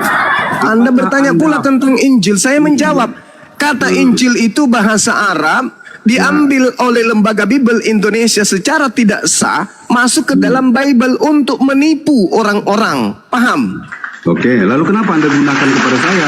Karena Anda Kristen yang menggunakan di dalam Bible Anda kata Injil, tuyul. Makanya begini, Anda sudah tahu salah, tapi Anda jadikan referensi. Sebenarnya siapa yang nggak berpikir dengan benar ini? Ya sudah kalau begitu. Oke, thank you. Saya hargai itu. Oke, saya rubah. Nah, itu dong. Oke, Jangan gunakan saya Injil, rubah. kabar baik. Oke, saudara. Itu saja Oke. Saya memberikan edukasi yang baik loh kepada orang-orang yang nggak. Oke, thank you, saudara. Wah, mantap kali lah teman kita ini. Oke. Nah, Paulus mengatakan, aku menerima. Kita ke tema aja. Iya, aku menerima Bible. Sejak kapan? Ya ini temanya, ini yang saya sedang bahas. Ya itu saya senang itu. Ini yang sejak kapan Yesus jadi Tuhan? Nah, iya makanya ini yang sedang saya bahas, Bung. Ya, itu pertanyaan gitu. kepada siapa? Anda kan murid baru masuk kelas ini. Saya ngajar dari tadi, udah hampir 2 jam di sini. Oke. Ini pertanyaan kepada siapa, Pak Jul? Kepada orang Kristen. Paulus mengatakan, pendiri agama Kristen berkata, aku menerima kemudian kabar baik atau Bible, Evangelion, itu bukan dari manusia, tapi dari Yesus. Berarti Paulus ini sedang membatalkan kemanusiaan Yesus. Atau memang ada makhluk lain yang datang kepadanya mengajarkan kabar gembira. Pertanyaannya, kalau Kristus yang datang kepada Paulus itu bukan manusia, lalu siapa? Apakah dia setan? Apakah dia hantu? Apakah dia popok? Apakah dia padale, karama? Atau dia Tuhan pencipta langit dan bumi yang datang kepada Paulus? Silakan Anda pilih yang bagus, yang enak menurut Anda. Meskipun tidak benar. Tertariknya Anda mengatakan pendiri Kristen siapa? Siapa lagi kalau bukan Paulus? Apa sih Oke. orang ini? Oke, saya bacakan ayat Roma 16 ayat 7 ya. Anda mengatakan Paulus pendiri Kristen ya. Saya bacakan Roma 16 ayat 7. Salam kepada Andronikus dan Yunias, saudara-saudaraku sebangsa yang pernah dipenjarakan bersama-sama dengan aku, yaitu orang-orang yang Mana sambelnya terpandang di habis nih? antara para rasul yang telah menjadi Kristen sebelum aku. Ini kira-kira kalimatnya ini membuktikan dia pendiri Kristen atau dia yang menjadi Kristen setelah ada Kristen? Apa Anda baca tadi? Apa Anda bilang? Roma 16 ayat 7. Roma 16 nomor 7. Ya, nomor 7, nomor punggung Jangan. 7. Oke, kita lihat dalilnya ya. Siap, bacakan, Berdasarkan silakan. kemudian apa yang Anda bawa. Boleh dibaca ulang? Oke, saya bacakan ya. Salam kepada Andronikus dan Yunias, iya. saudara-saudaraku sebangsa yang pernah dipenjarakan bersama-sama dengan aku, yaitu orang-orang yang terpandang di antara para rasul dan yang telah menjadi Kristen sebelum aku. Siapa pendiri Kristen sini? Paulus kan? Oke. Salam kepada Andronikus dan Yunias, saudara-saudaraku sebangsa yang pernah dipenjarakan bersama-sama dengan aku, yaitu orang-orang yang terpandang di antara para rasul yang telah menjadi Kristen sebelum aku. Nah, jadi saudara, kalau kita berbicara kemudian tentang Bible, Anda harus berhati-hati. Jangan Anda pede, jangan Anda percaya diri. Ini sebenarnya, sabar dulu. Paulus pendiri Kristen. Sabar dulu kawan, sabar dulu. Kenapa orang ini susah kali? Sabar dulu. Begini saudaraku, sebenarnya itu saya nggak mau membongkar semua senjata-senjata saya yang ada di dalam dokumentasi pribadi saya. Oke, Anda tahu tidak?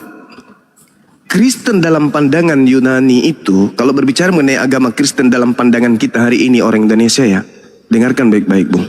Kok masih ada? Mana dia? Pergi.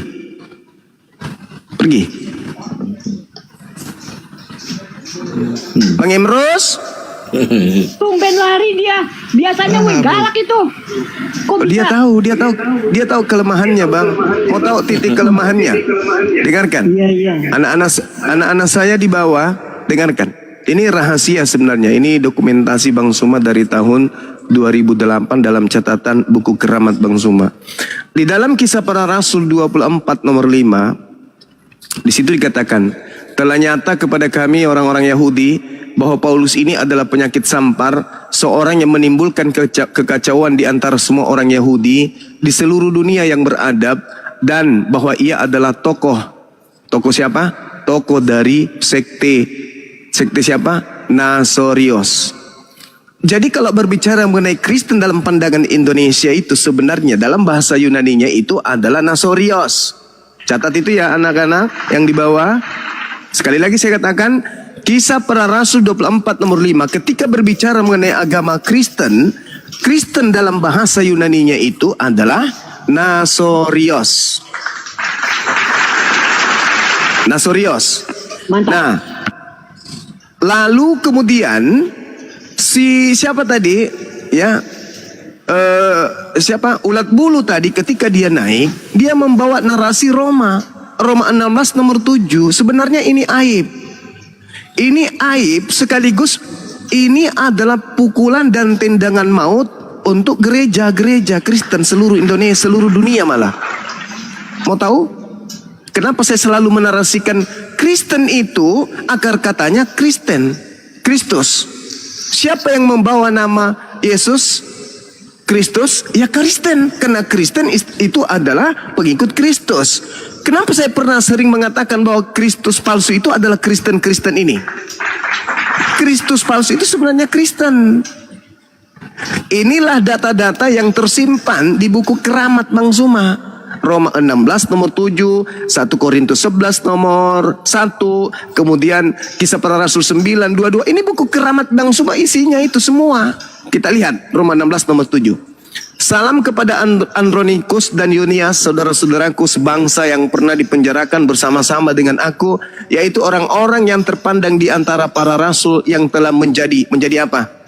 Menjadi Kristen? No. Bahasa Yunaninya bukan Kristen atau Kristerios, bukan. Tapi apa? Kristus. Jadi Andronikus dan Yunias ini adalah Kristus, saudara-saudara. Berarti orang Kristen, Paulus, bla bla bla dan teman-temannya itu Kristus semua. Jadi Paulus di sini mengatakan apa yang terjemahan yang sebenarnya, teman-teman? Salam kepada Andronikos dan Yunias, saudara-saudaraku sebangsa yang pernah dipenjarakan bersama-sama dengan aku, yaitu orang-orang yang terpandang di antara para rasul dan yang telah menjadi Kristus sebelum aku. Anak-anak di bawah catat, Paulus itu sedang memproklamirkan bahwa setelah Yesus itu ada Kristus-Kristus yang lain. Di antaranya adalah Andronikus dan Yunias dan termasuk dirinya sendiri. Nah, itu yang perlu dipahami. Jadi kita jangan mau ditipu dengan terjemah. Sebenarnya original teksnya di situ Paulus mengatakan sebelum aku menjadi Kristus ada Kristus yang lebih dulu, yaitu Andronikus dan Yunias.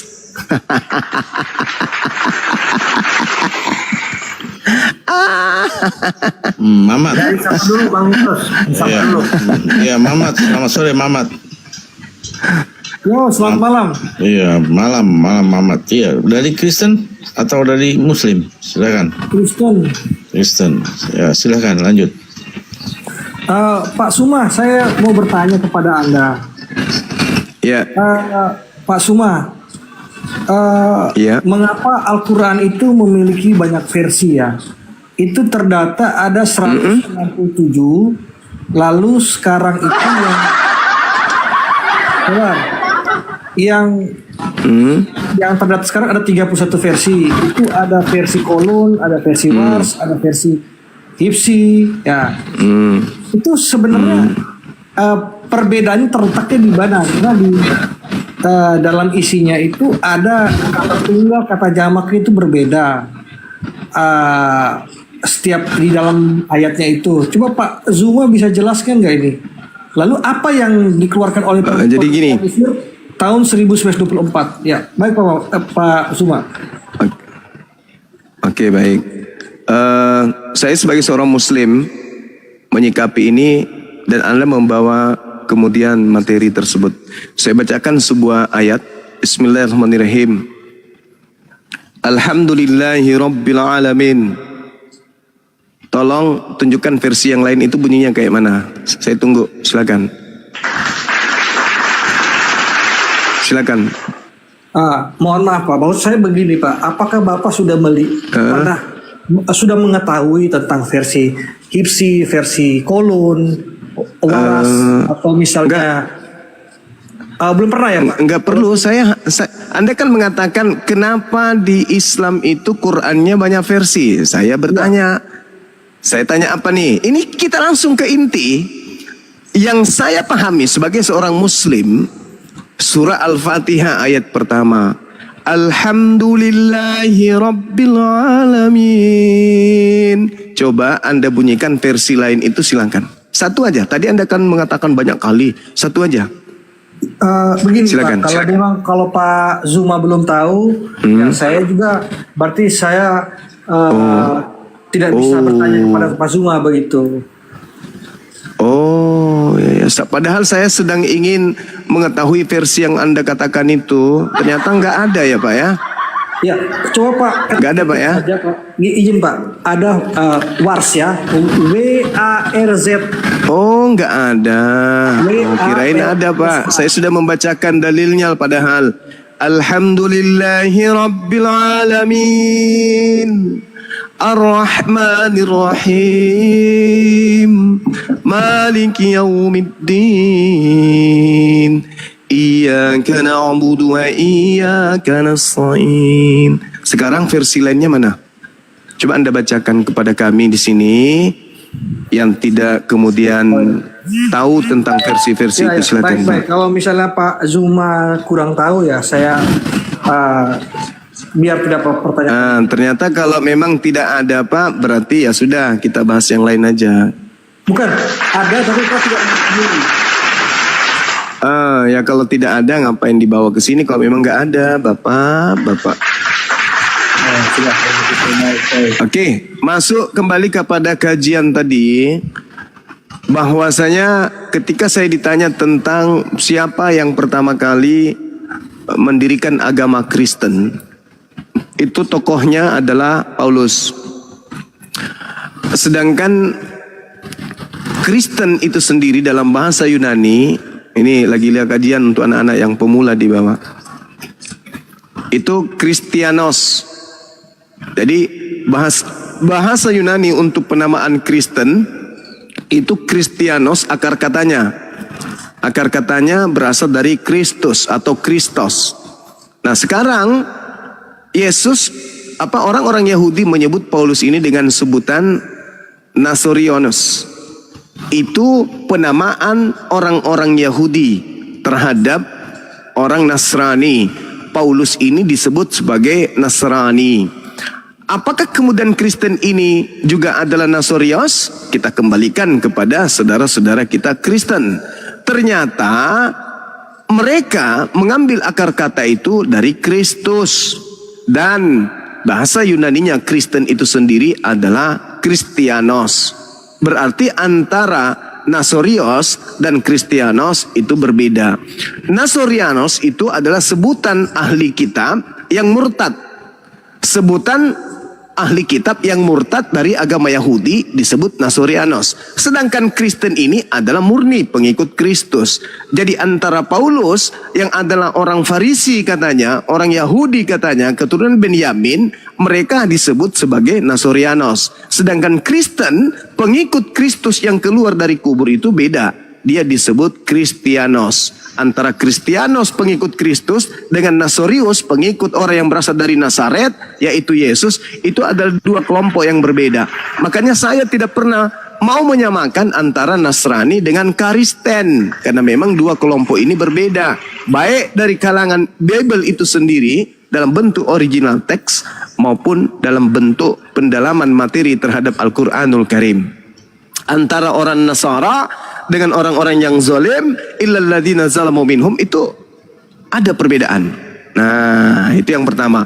Kemudian yang kedua, ketika Yesus mengatakan, ini tadi malam saya jelaskan, kalau ada yang mengikuti saya semalam. Yesus mengatakan, waspadalah kepada penyesat yang datang kepadamu dengan memakai nama aku dan berkata, akulah Kristus. Orang-orang Kristen itu semuanya adalah Kristus. Kenapa?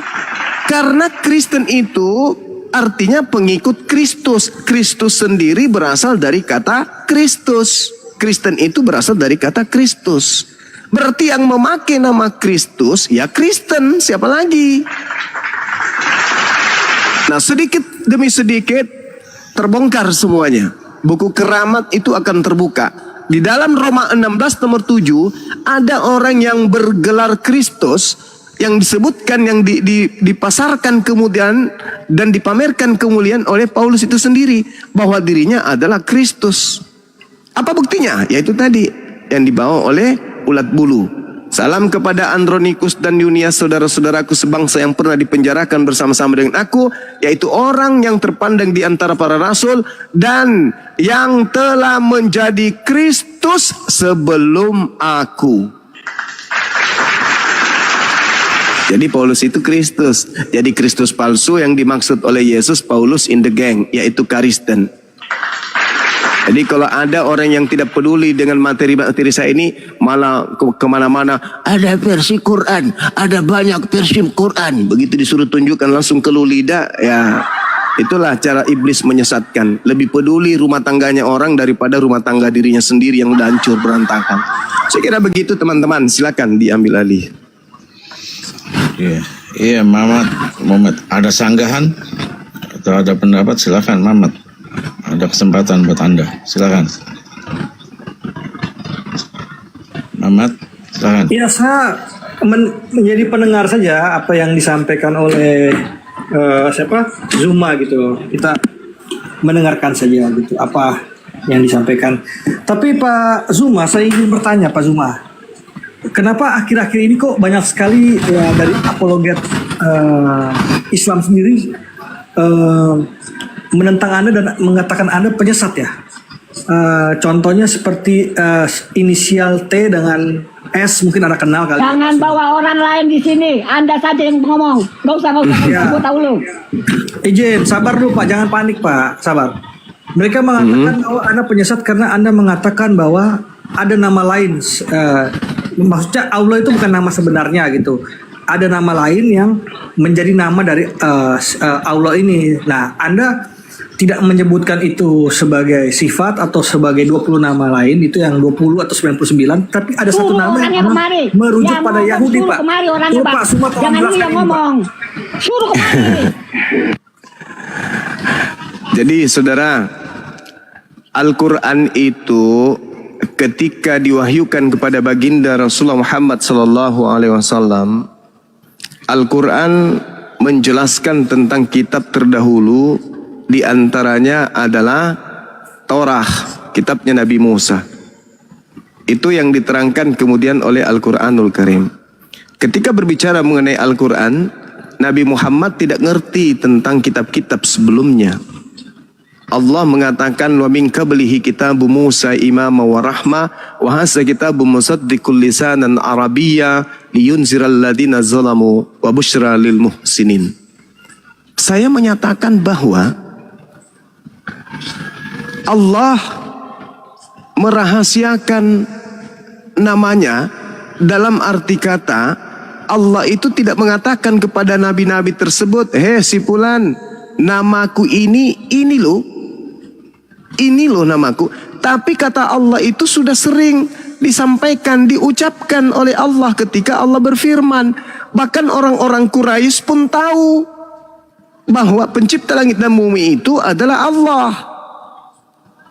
Tetapi mereka tidak tahu bahwa Allah itu sebenarnya bukan gelar. Allah itu sebenarnya adalah nama Tuhan itu sendiri. Bukan gelar seperti Yotepape, Elohim, sama seperti Ar-Rahman, Ar-Rahim. Tidak. Ternyata di antara sebutan-sebutan yang Allah sudah perkenal kepada Nabi,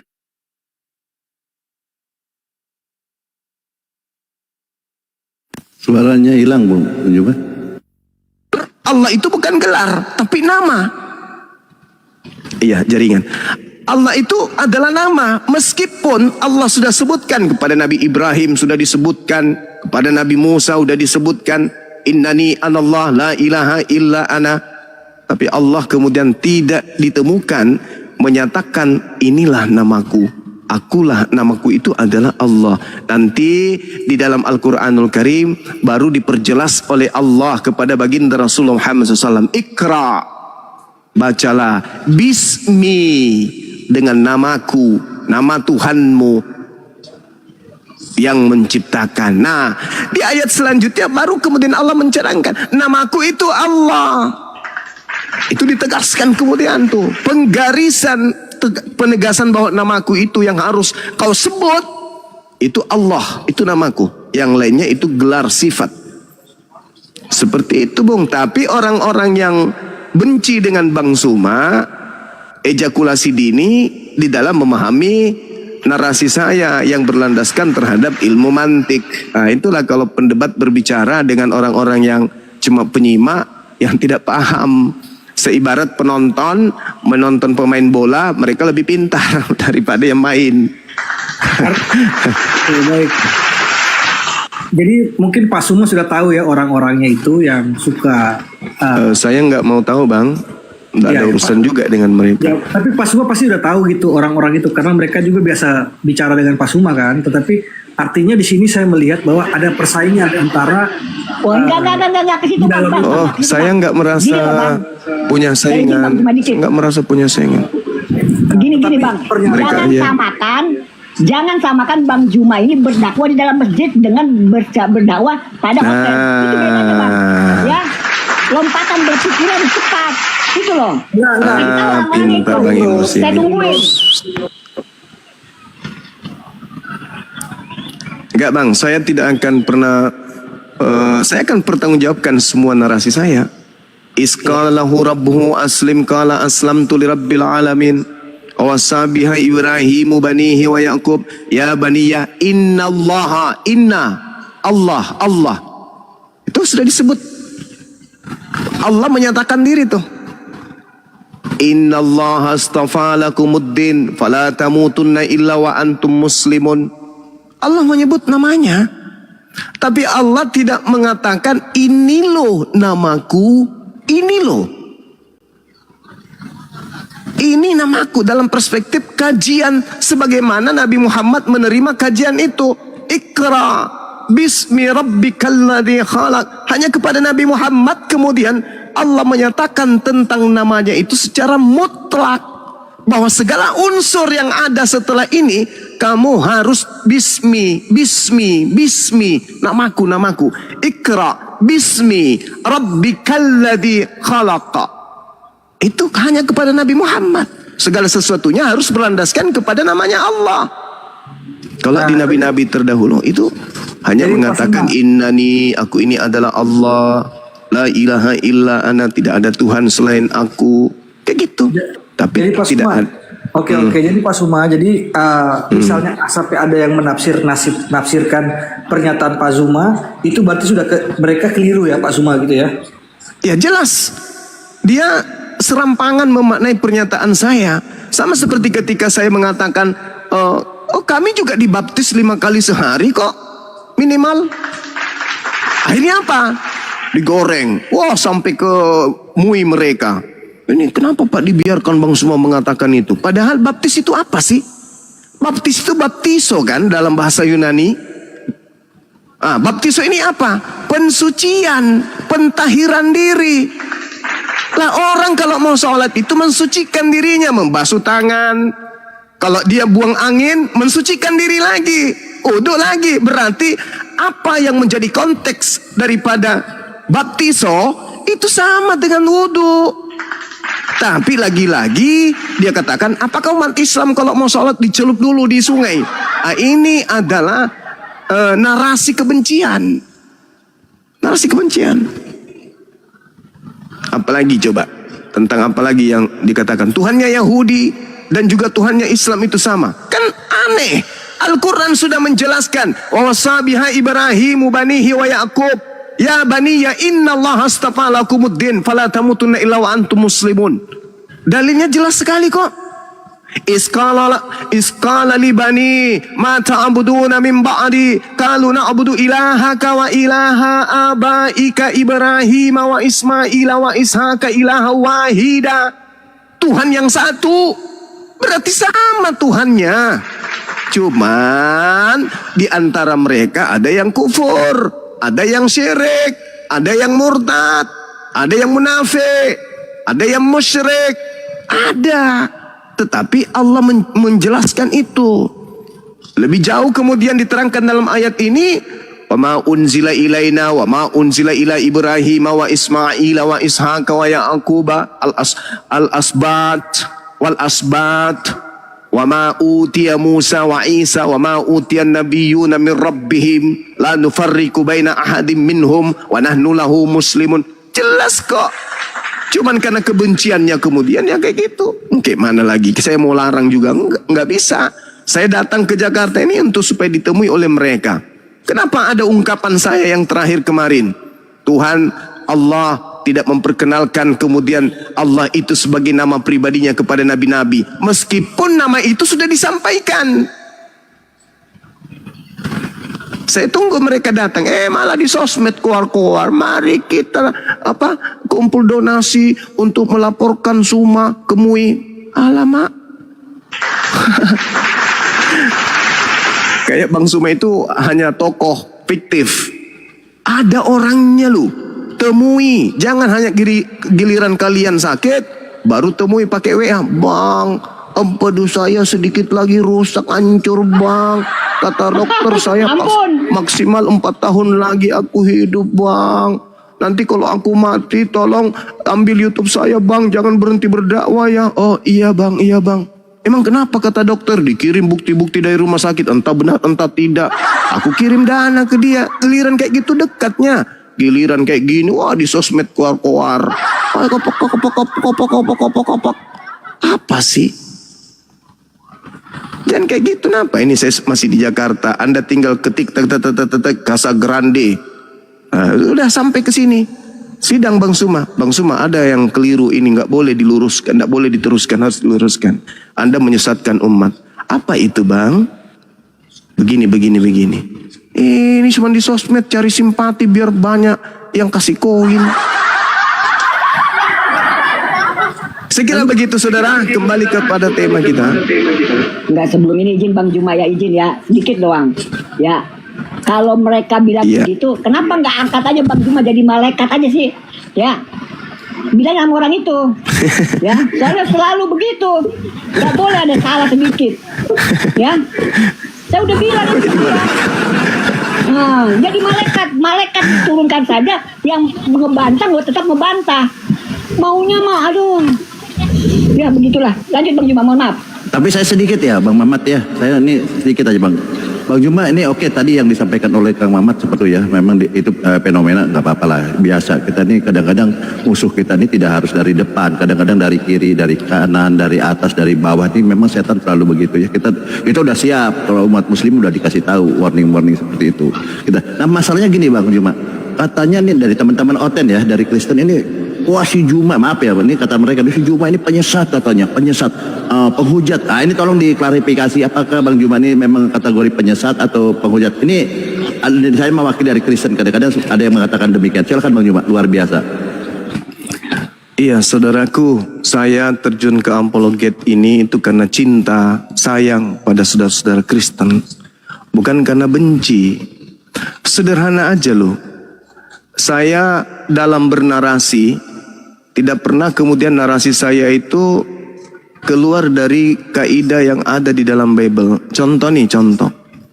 Kepada siapa Anda harus berterima kasih? Ketika Yesus berkata, waspadalah kepada Kristus palsu.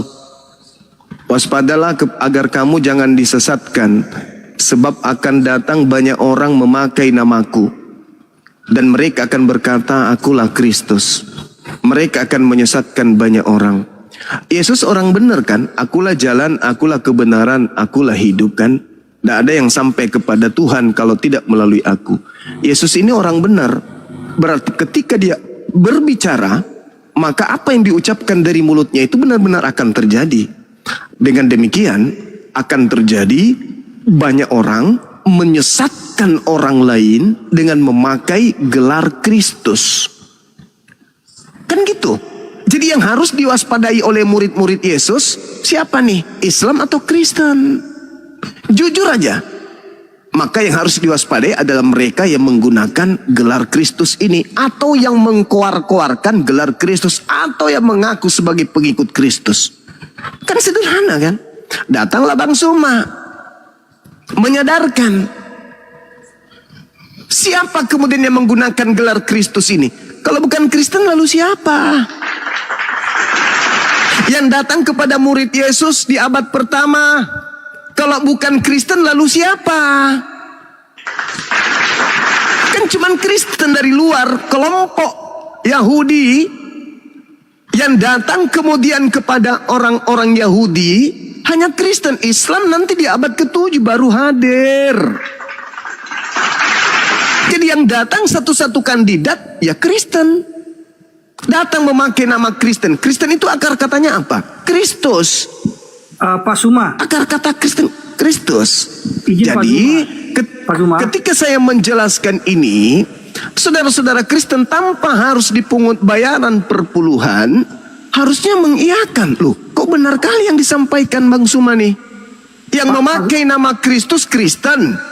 Fakta dalil secara historis, secara gramatikal itu terbukti akurat. Kristen ketika datang ke lorong-lorong yang dijual Nabi Muhammad atau Paul atau Yesus.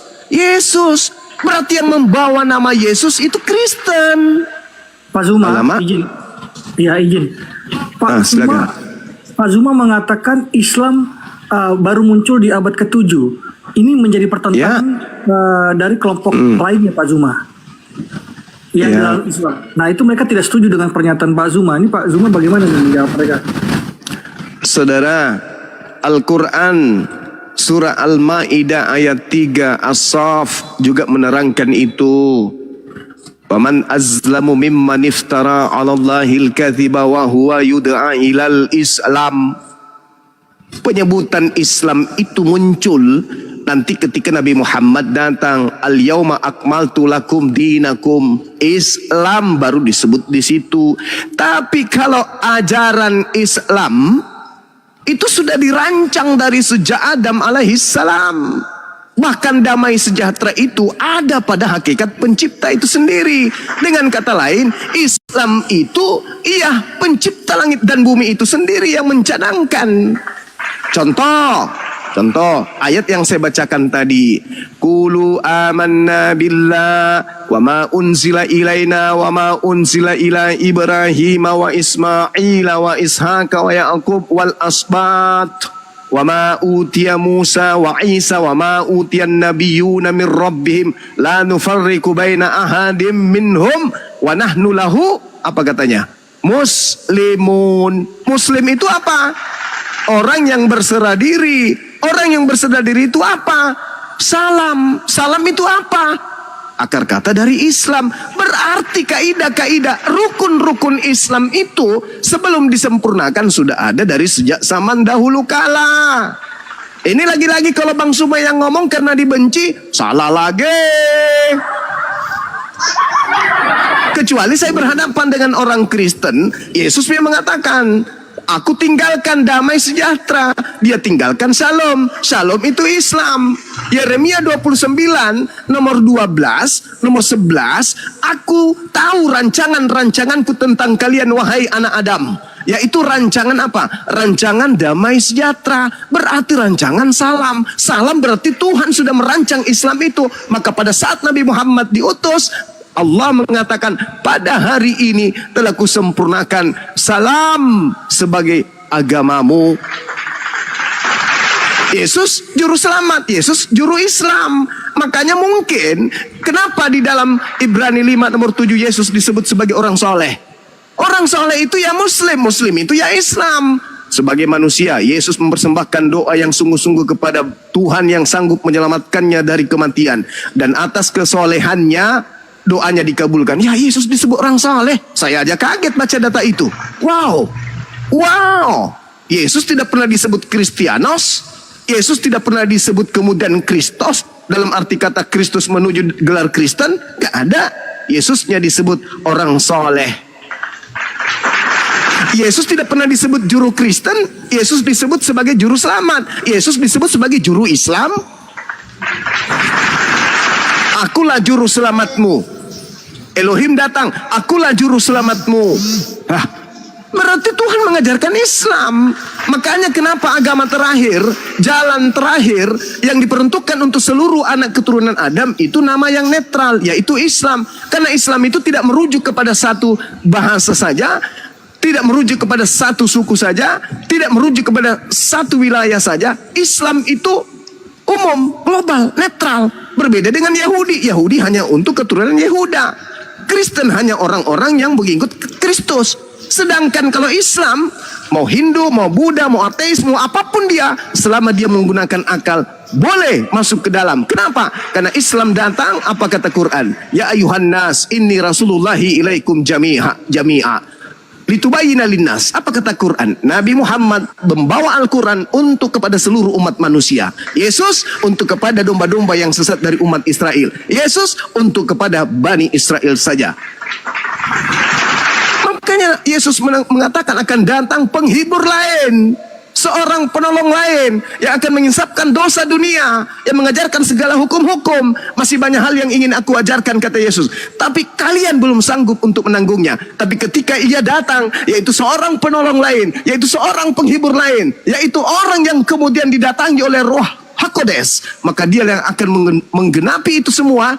yaitu menginsafkan dunia akan dosa-dosa, menaklukkan hukum-hukum kepada seluruh bangsa-bangsa, dan dia akan mengajarkan segala aspek yang didengarkan dari Tuhan pencipta langit dan bumi. Nabi Muhammad lah itu, astagfirullah. Nabi Muhammad lah itu, Islam lah itu, Al-Quran lah itu. Jadi kalau orang sakit gigi, orang yang jantungnya kadang pindah ke kiri, kadang pindah ke lutut, kalau mendengarkan Bang Su mengatakan itu, Bang Su memang penyesat. Itu karena Anda terlalu ejakulasi dini. Baru lihat paha ayam, langsung klimaks. Belum apa-apa sudah klimaks duluan. Kenapa? Karena wawasan nihil, minim ilmu, yang ada hanya kebencian. Sahabatku, Bunda Mila, Masya Allah, Barakallah Fik. Assalamualaikum warahmatullahi wabarakatuh. Kita punya teman yang sama, Burunda ya. Waalaikumsalam. Ya Bun. Waalaikumsalam warahmatullahi wabarakatuh. Gimana Bun? Saya bilang kita punya teman yang sama. Surprise. Saya boleh sedikit nggak? Iya Bunda. Boleh sedikit. Sabar dulu, aku lagi kangen sama Bunda. Oh iya. Sabar dulu Bang Imrus. Iya, apa kangen namanya? aku sama beliau ini, Ya, orang baik. Tahu dunia Masya saya Allah. lah ya, pelan-pelan. Sabar ya Bang. Insya Allah kalau saya pulang kita ketemu bareng-bareng tuh sama Uya. Alhamdulillah udah ketemu ya. Masya Allah Bun. Banyak yang kita temui kemarin. Ya ternyata mereka juga diam-diam kenal kita di belakang layar. Cuman mungkin mereka nggak mau tersentuh oleh dunia lintas agama karena mereka public figure kan. Wajar lah itu. Ya wajar, benar. Makanya saya juga nggak melibatkan kecuali di PT-PT saya yang normal gitu kan, nggak ada urusan sama agama. Memang begitu. Siap. Ini Gurunda. Tapi alhamdulillah lah, paling pelan-pelan nanti ada beberapa orang lagi insya Allah. Siapa tahu nanti dari situ kita menemukan jalan yang bagus lah buat kedepannya insya Allah ya. Cuma saya bertanya nih. Iya Bang Bun. Paul, kenapa saya nggak bisa klik gift di sini ya? Disuspend. Kena pelanggaran Bunda, kena pelanggaran Bun. Kena pelanggaran Bunda. Iya. Jadi nggak, ya ampun. Iya. Gimana, kesian banget. Teman-teman di bawah. Iya. Teman-teman Bunda Mila ini yang belum kenal beliau ini termasuk teman kita, sahabat kita di Amerika yang menggelisahkan kemudian para penghujat yang ada di sana. Kenapa saya katakan itu? Karena salah satu pembahasan dari Rudy Yohannes, sang akrobat, itu membahas tentang seorang wanita muslimah yang ada di Amerika yang kemudian membuat para penghujat ini lari kocar kacir. Itu informasinya, lari kocar kacir karena sudah ditemukan oleh oleh salah satu pejuang apologet Islam Indonesia yang ada di Amerika, seorang wanita yang sudah tahu tempat persembunyian Rudy Yohannes, si penghujat ini. Informasi dari Rudy itu mereka sudah meninggalkan tempat itu karena ketakutan katanya. Ketakutan ada maksudnya Bunda Mila di sana yang mengetahui. Masya Allah, luar biasa. Nah, oleh karena itu teman-teman yang belum follow beliau silakan di follow. Karena perjuangan beliau ini juga tidak main-main. Kita harus menghargai perjuangan beliau di luar sana. Kebetulan titik kumpul daripada para penghujat yang lari dari Indonesia itu diketahui oleh beliau. Masya Allah. Masya Allah. Silakan teman-teman di follow. Nggak rugi kita follow orang-orang yang berjasa dalam perjuangan ini. Ya, dibantu. Silakan teman-teman. Bang Imrus, silakan Bang Imrus.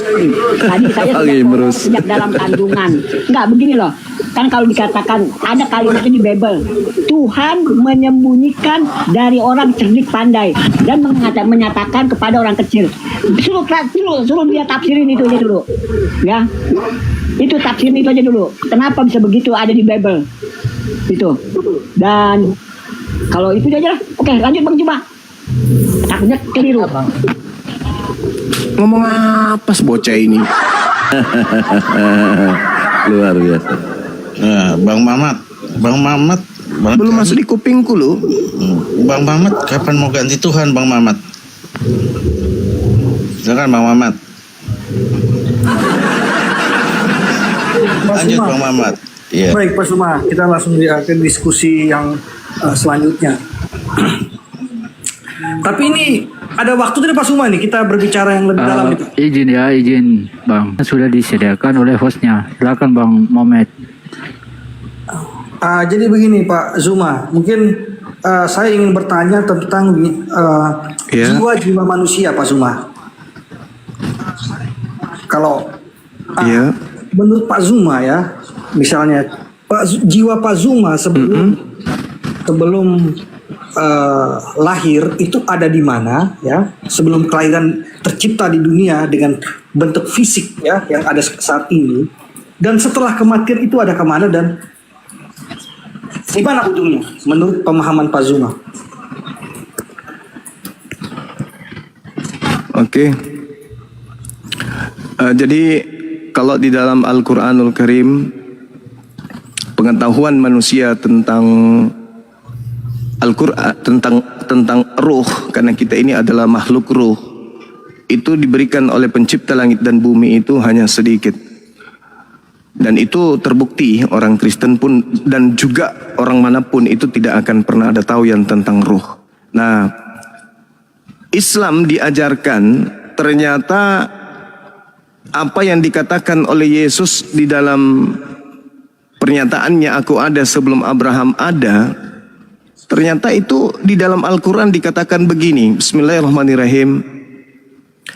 Wa is ahaza rabbuka min bani Adam min zuhurihim zurriyatahum wa ashhadahum ala anfusihim alastu bi rabbikum qalu bala syahidna an taqulu yaumal qiyamah inna kunna an hadza ghafilin. Ingatlah ketika Tuhanmu mengeluarkan dari sulbi tulang belakang anak cucu Adam keturunan mereka, dan Allah mengambil kesaksian terhadap roh mereka seraya berfirman, bukankah aku ini adalah Tuhanmu? Alastu bi rabbikum. Jadi kita sudah berkomunikasi dengan pencipta langit dan bumi sebelum kita logis. Qalu bala syahidna. Ya, betul, engkau ini adalah Tuhan kami. Jadi Islam, Kristen, Hindu, Buddha sebelum dia nuzul ke bumi menjadi manusia, di alam roh itu menyaksikan Tuhan yang satu itu, yang telah menciptakan kita itu. Kita sudah menyaksikan. Syahidna, kami bersaksi, antakulu yaumal qiyamah. Lalu kemudian kata Allah, aku mengatakan itu kepada kalian agar di hari kiamat kamu tidak mengatakan sesungguhnya ketika itu kami telah lengah terhadap ini. Jadi di Islam itu, Bung, sebelum kita turun ke bumi, masuk ke dalam dunia kemanusiaan kita, kita itu adalah makhluk roh yang dicipta oleh Allah, yang mengetahui Tuhan kita siapa, yang mengetahui kemudian kita ini harus bagaimana, kemana hendak kita akan pergi, apa tujuan kita diciptakan, dan hendak kemana. Itu semua kita tahu. Sama seperti seorang anak yang ingin ujian nasional di sekolah. Sebelum dia masuk kelas, semua pelajaran itu dia tahu apa itu ekosistem, apa yang dimaksud dengan ini. Mereka tahu selama dia di luar kelas. Lepas buku cetak, masuk ke dalam kelas, dikasih lembaran soal oleh kemudian guru. Begitu masuk di dalam kelas, dikasih lembaran-lembaran soal, mulai bingung, lupa apa yang dia baca tadi ketika dia belum masuk kelas. Itulah kita. Sebelum kita masuk ke alam dunia fana, dibungkus oleh biologis kita ini, daging dan tulang dan seterusnya, itu kita adalah makhluk roh yang mengetahui tentang esensi pencipta langit dan bumi. Begitu dibungkus dengan jasad, begitu dibungkus dengan kelas, lupa. Begitu kita keluar dari kelas, baru pukul kepala. Waduh, iya ya, jawabannya ini. Iya ya, jawabannya ini. Kenapa tadi saya lupa? Begitulah orang yang keluar dari bumi. Innalillahi wa inna ilaihi raji'un. Seketika dia kembali menjadi makhluk roh, baru dia tersadarkan, ya Allah, kenapa ketika saya hidup di dunia saya lupa kalau sebelum saya turun ke bumi saya sudah berjanji untuk menyembah hanya kepada Allah, tapi setelah saya hidup di bumi justru saya menyembah kepada sesama makhluk. Lalu apa lagi penyesalan yang terjadi? Ya, tinggal menunggu waktu dihisab, waktu dikumpulkan di padang mahsyar. Di situ manusia akan dibangkitkan untuk kemudian diperlihatkan apa yang pernah kita lakukan di bumi. Semua dari kita lahir, tidur segala macam, semua diperlihatkan di hadapan pencipta langit dan bumi. Ini loh yang kau lakukan selama hidup. Adil nggak ketika aku memasukkanmu neraka? Adil. Masuk ke surga, adil nggak? Adil. Karena sesuai dengan perbuatanmu. Aku tidak sedikit pun menzalimi kalian. Ini yang kalian lakukan. Dan sudah dituntun, dikasih akal, dikasih hati, dikasih pemikiran, dikasih ilmu. Kamu nggak manfaatkan. Kenapa? Kamu terjerat oleh tipu daya dunia. Kamu terjerat oleh keinginan-keinginan biologismu, nafsumu. Itulah yang menjatuhkan kakekmu Adam, tapi kamu nggak peduli. Kamu tahu kakekmu Adam satu pelanggaran menyebabkan dia terusir dari surga. Begitu kasih aturan di dunia, bukan satu pelanggaran yang kau lakukan. Semua yang saya perintahkan dalam hukum Taurat, kau langgar semuanya. Bagaimana bisa kau masuk surga? Kakekmu aja sudah di surga, melanggar satu perintah, aku keluarkan. Lu belum pernah ke surga, melanggar semua perintahku. Lu mau ke surga? Mimpi lu. Gak mungkin. Jadi saudara, di Islam ketika ditanya, dari mana kita berasal? Dari Allah. Sama seperti Yesus. Dari Allah. Dari roh Allah. Jasad kita dari Allah. Lalu apa yang bukan dari Allah? Semua kita ini dari Allah. Yesus dia mengatakan segala sesuatu berasal dari Allah. Berasal dari firman Allah. Matius 4 nomor 4, kita semua berasal dari mulut Tuhan, yaitu firman yang keluar dari mulut Tuhan. Zakaria 12 nomor 1, kita ini roh kita ini berasal dari roh Tuhan. Kejadian 6 nomor 3, kita semua ini adalah berasal dari roh Allah. Rohku tidak akan tinggal selama-lamanya dalam diri manusia. Berarti roh yang ada pada diri kita ini adalah roh Allah. Jasad yang ada dalam tubuh kita ini juga adalah firman dari Allah. Semua dari Allah. Allah Maha Suci. Maka ketika kita kotor, kita tidak bisa kembali kepada Allah. Kemana kita pergi? Ke neraka, dicuci di sono. Karena Allah tidak bisa disentuh oleh dimensi yang tidak suci. Maka orang yang kotor, neraka tempatnya. Mana mereka yang kotor ini? Yang ketika diperintahkan, jangan begini, jangan begitu. Apa kata setannya? Jangan kau peduli, semua sudah halal kok. Nggak ada lagi yang dilarang oleh Tuhan. Mengkudeta perintah-perintah Tuhan. Demi untuk kesenangan iblis. Jadi saudara, di Islam simpulnya, kita ini makhluk yang berasal dari Allah. Dalam bentuk roh. Lalu kemudian turun ke bumi, dibungkus oleh jasad. Di bumi kita diuji. Makanya Al-Quran mengatakan wa qulil haqqu mir rabbikum. Manusia itu memiliki kehendak bebas, free will.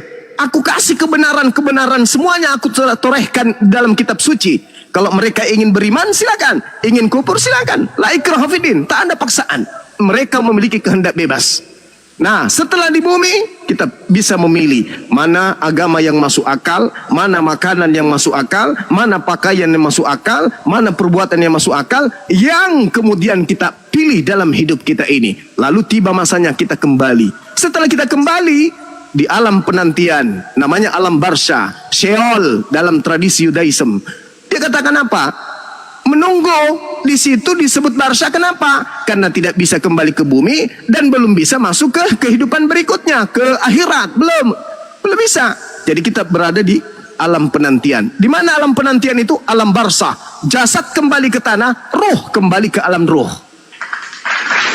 Lalu setelah kiamat dunia, apa yang terjadi? Ruh yang tadi terpisah ke jasad, semuanya dikembalikan kembali kepada jasad. Menyatu kembali dengan jasadnya. Lalu kemudian jasad yang tadi, yang melakukan dosa-dosa, jasad yang tadi, yang melakukan perbuatan baik, bangkit semuanya. Jasad yang berdosa, jasad yang tidak berdosa, seluruhnya bangkit. Untuk apa? Untuk menerima upah dari perbuatannya. Jadi salah catatan keyakinan kalau dikatakan tubuh kita ini tidak bisa bangkit lagi. Enggak. Tubuh yang kita gunakan berbuat dosa, tubuh inilah yang akan menghadapi kemudian penghakiman. Tubuh yang kita pakai untuk melakukan amalan baik, tubuh inilah yang akan mendapatkan kemudian ganjaran. Bukan tubuh lain, bukan orang lain yang bekerja kemudian tubuh lain yang mendapatkan kenikmatan. Tidak. Tubuh Anda yang panoan, tubuh Anda yang kurapan, tetapi taat beribadah kepada Tuhan Anda. Tubuh yang kurapan dan itulah yang kemudian akan dibangkitkan mendapatkan upah. Begitu juga sebaliknya. Maka ketika kemudian kiamat datang, roh-roh manusia di alam roh itu dikembalikan semua ke dalam tubuh masing-masing. Setelah itu bangkit dari kematian. Setelah bangkit dari kematian, disitulah kemudian terlihat wajah-wajah yang cerah, wajah-wajah yang kusam, menangis dan seterusnya. Kenapa demikian? Karena setelah dia di alam roh, dia sudah melihat tuh, kemana saya harus pergi setelah ini? Karena perbuatan saya di bumi itu kurang baik, penuh dengan dosa, menyembah bukan kepada Tuhan, maka dia sudah diperlihatkan nerakanya. Seperti orang yang ingin dieksekusi mati. Aduh, sebentar lagi saya dieksekusi mati. 3 bulan lagi. Menghitung hari tuh. 1 hari, 2 bulan, 29 hari. Besok 2 bulan, 28 hari. Begitu seterusnya. Mencekam. Jadi hidupnya di alam ruh itu mencekam. Kenapa? Dia sudah diperlihatkan ini loh, tempatmu nanti nih. Ketika kamu, semua dunia sudah kiamat, kamu dibangkitkan kembali, disatukan ruhmu, nih tempat kembalimu.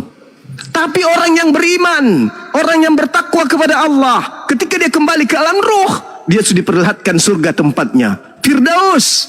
Maka mereka bahagia, tidak teras tiba-tiba kemudian kiamat. Seperti tidurnya orang pengantin, 500 tahunkah nanti kiamat, 1 miliar tahunkah nanti kiamat. Karena yang dilihat adalah surga, kenikmatan, kemudian kebahagiaan semata yang ada dalam pandangan beliau, orang-orang yang beriman ini. Maka dia pengen segera ke sana. Ya Rab, kapan kiamat? Aku sudah tak sabar kemudian masuk ke dalam tempatku yang sudah menjadi warisanku. Pengen segera. Itu kalau orang dalam hidupnya sekarang ini memilih agama yang betul. Tapi orang memilih agama yang tidak betul, apa katanya? Tuhan, bolehkah aku kembali ke dunia meski hanya sedetik saja? Lu mau ngapain? Aku ingin sujud menyembahmu. Telat tuh celuk. Udah dibilang jangan nyembah manusia. Nyembah manusia. Pengen Tuhan kembalikan. Gak bisa. Kalau begitu kembalikan aja aku menjadi batu. Tidak bisa. Dulu kalau kau hidup, waktu kau hidup, kau sudah dikasih otak, udah bertemu dengan para apologet. Kemana kau pergi? Kau sombong, kau ponga, kau merasa lebih pintar, kau merasa lebih cerdas, karena kau merasa agamamu lebih keren, maka semua kebenaran kau tolak.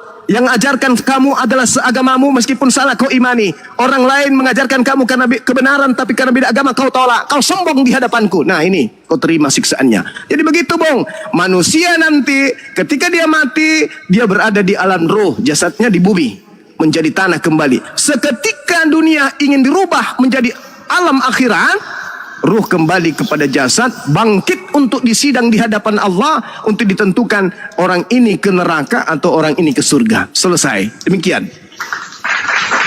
Luar biasa. Iya, Bang Mamat. Iya, benar Bang Mamat. Jadi semuanya sudah kejawab ya, pertanyaan Bang Mamat itu. Yang menjadi pertanyaan Bang Mamat, apakah ada keraguan-raguan terhadap Islam ini, Bang Mamat? Silakan Bang Mamat. Jadi dari pandangan Pak Suma ini sama seperti konsep dari kekristenan ya. Hanya pertanyaan saya begini Pak Suma, di Kristen itu kan ada tempatnya. Sementara kalau di Islam sendiri Pak Suma, di mana posisi mereka saat ini gitu? Mereka roh-roh ini. Nah, karena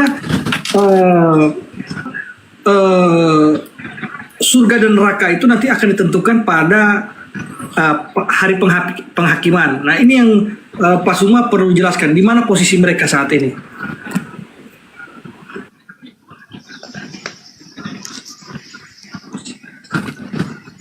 Oke, baik. Jadi umat Islam itu ketika mereka sudah mati, apa kata Quran? Bismillahirrahmanirrahim.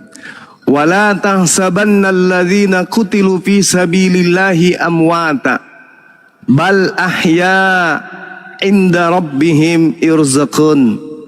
Jangan sekali-kali kamu mengira bahwa orang-orang yang gugur di jalan Allah itu mati. Sebenarnya mereka itu hidup di sisi Tuhannya mendapatkan rezeki. Karena alam gaib yang kami bisa pahami adalah ketika kemudian kami mati, umat Islam mati, kami kembali kepada Allah. Nah, dalam arti kata kembali kepada Allah itu, ya itu masih rahasia. Yang pasti kami tidak di tempat celaka. Kami kembali ke sisi Allah, artinya Allah menempatkan kami pada tempat-tempat yang mulia. Kembali ke sisi Allah, karena kami kembali kepada kehidupan awal, kembali kepada esensi yang maha suci. Makanya di Islam dikatakan innalillah wa inna ilaihi raji'un. Sesungguhnya segala sesuatu berasal dari Allah dan akan kembali kepada Allah. Berarti kembali kepada hakikat kemahasucian Allah. Allah yang menetapkan di mana kami berada. Karena itu alam gaib, kami belum tahu bagaimana keadaannya. Yang jelas keberadaan umat Islam ketika mati, bal ahya inda rabbihim yurzaqun. Mereka hidup di sisi Tuhannya. Sisi Tuhannya itu maksudnya di kekuasaan Tuhannya, di penguasaan Tuhannya, di kehendak Tuhannya mereka hidup dan mereka mendapatkan rezeki. Rezeki itu kenikmatan, kebahagiaan. Jadi umat Islam ketika mati berada pada tempat kenikmatan. Wala tahsabanna alladziina qutilu fi sabilillahi amwata bal ahya inda rabbihim yurzaqun. Tak ada keraguan, itu dalil Quran. Iman kami yaitu begitu mati kami berada pada tempat kenikmatan. Rezeki yurzaqun. Rezeki itu nikmat. Rezeki itu sesuatu yang berkecukupan. Berarti ketika kami mati sama seperti Nabi Isa. Nabi Isa serba berkecukupan. Mereka hidup, Nabi Isa hidup. Maka orang-orang yang mati dalam keadaan Islam, dalam keadaan mukmin, dalam keadaan Muslim, mereka tidak mati. Bal akan tetapi ahya, mereka hidup inda rabbihim, di sisi Allah, dan mereka mendapatkan rezeki yurzaqun. Itu dalam Islam. Tapi kalau di Kristen, kemana mereka pergi setelah mati? Ke dunia orang mati. Baik, Ya. berikutnya adalah saya bertanya begini. Ini orang beragama ya, baik dia agama Islam, dia agama Hindu, Buddha, ya Kristen dan sebagainya. Nah, ada juga orang yang percaya kepada Tuhan tapi tidak. Suaranya kecil ya teman-teman ya. Baik. Saudara-saudara, suaranya Anda kecil. Iya. Oke. Oke. Jadi gini Pak, ada orang yang beragama. Siap. Ya, ada orang yang percaya Tuhan tapi tidak berafiliasi atau masuk ke dalam satu agama pun. Ada satu yang ateis ya. Nah, orang yang beragama ini dalam kehidupannya dia menjalankan hal-hal ya seperti kalau hari Jumat dia sering sholat Jumat, hari Minggu dia pergi ke gereja, setiap hari juga berdoa. Tetapi Pak, dia selalu melakukan tindakan-tindakan yang tidak bermoral. Contohnya dia melakukan korupsi.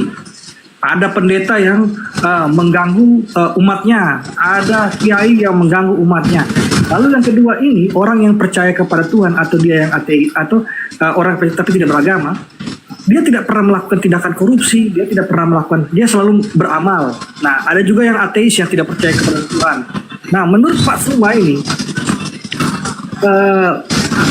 siapakah yang nanti akan diterima di surga? Apakah orang yang beragama ini tetapi dalam hidupnya dia selalu melakukan tindakan-tindakan yang buruk, ataukah dia yang percaya pada Tuhan tapi tidak berafiliasi terhadap satu agama pun, dialah yang masuk surga? Atau seorang ateis juga? Maksud saya seperti itu.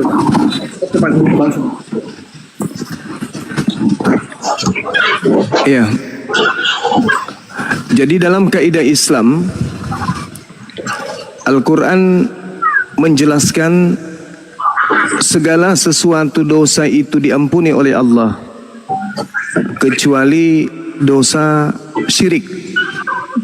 Apa dosa syirik itu? Dosa syirik itu mengakui adanya Tuhan pencipta langit dan bumi. Mengaku ada pencipta langit dan bumi. Tetapi mereka juga percaya kepada makhluk, bahwa makhluk ini adalah sehakikat dengan pencipta langit dan bumi. Itu dosa yang tidak diampuni oleh Allah.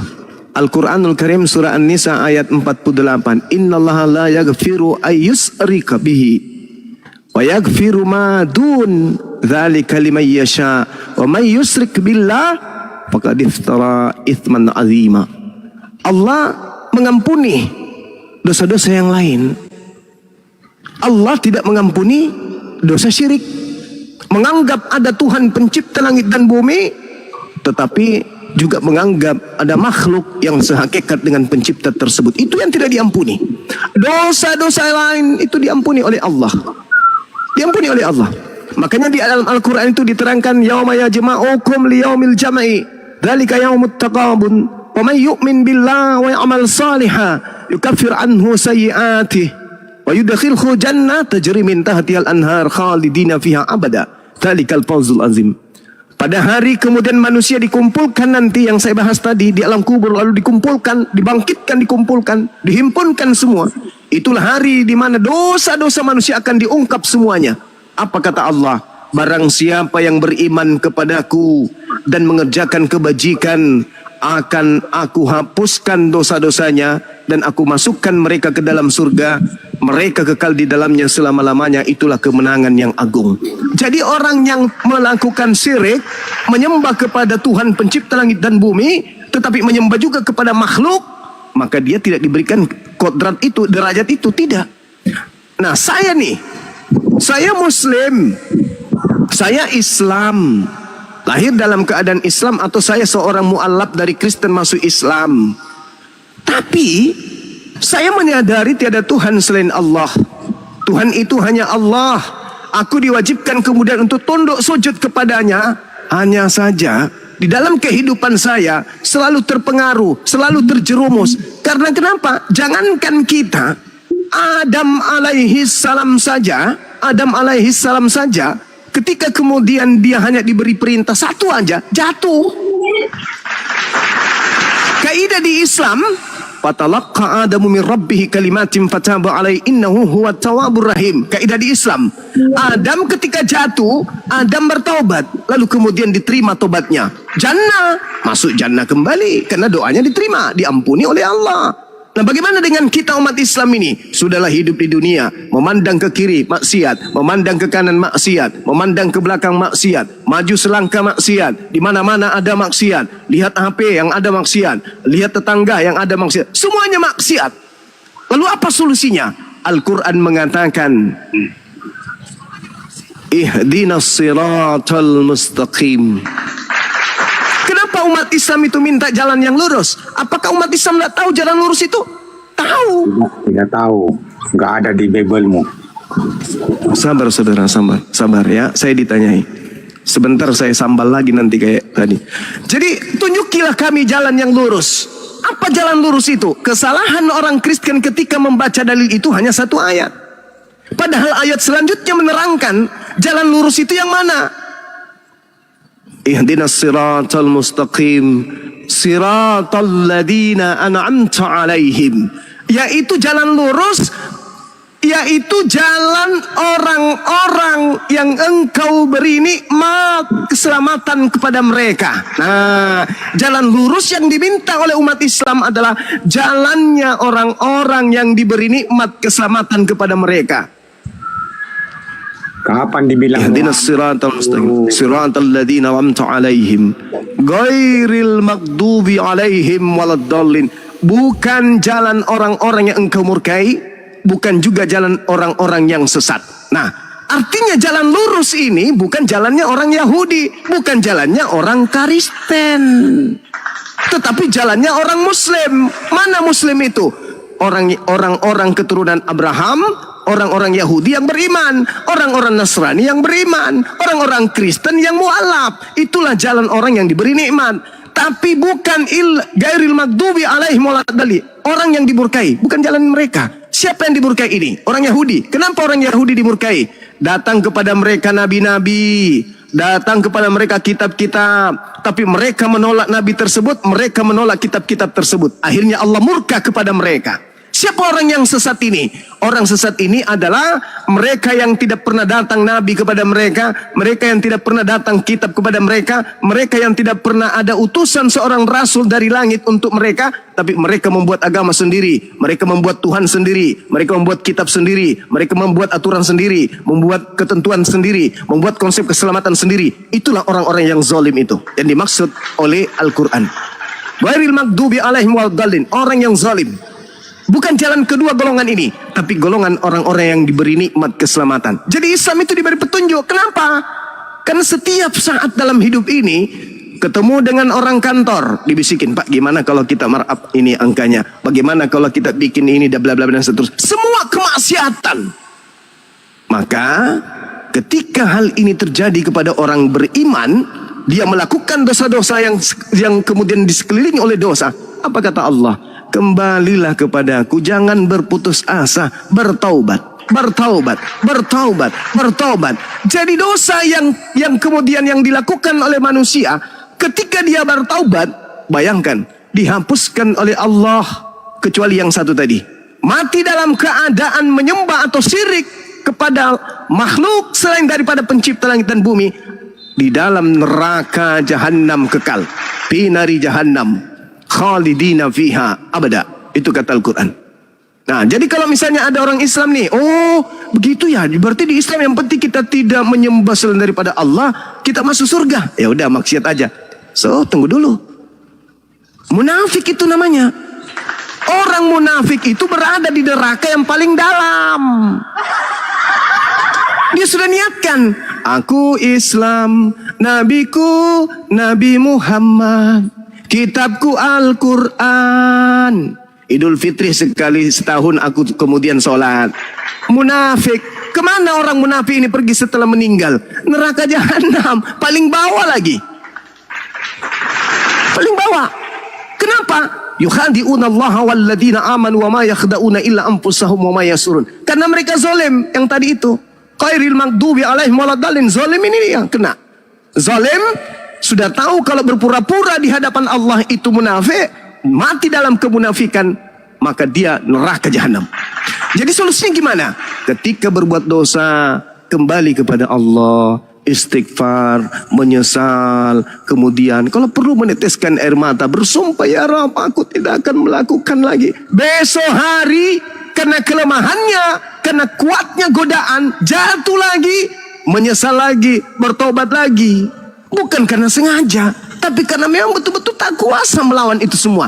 Kembali kepada Allah. Itulah yang dikatakan mungkin di dalam Roma berapa itu?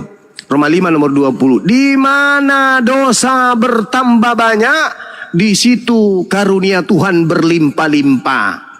Itu di dalam Bible.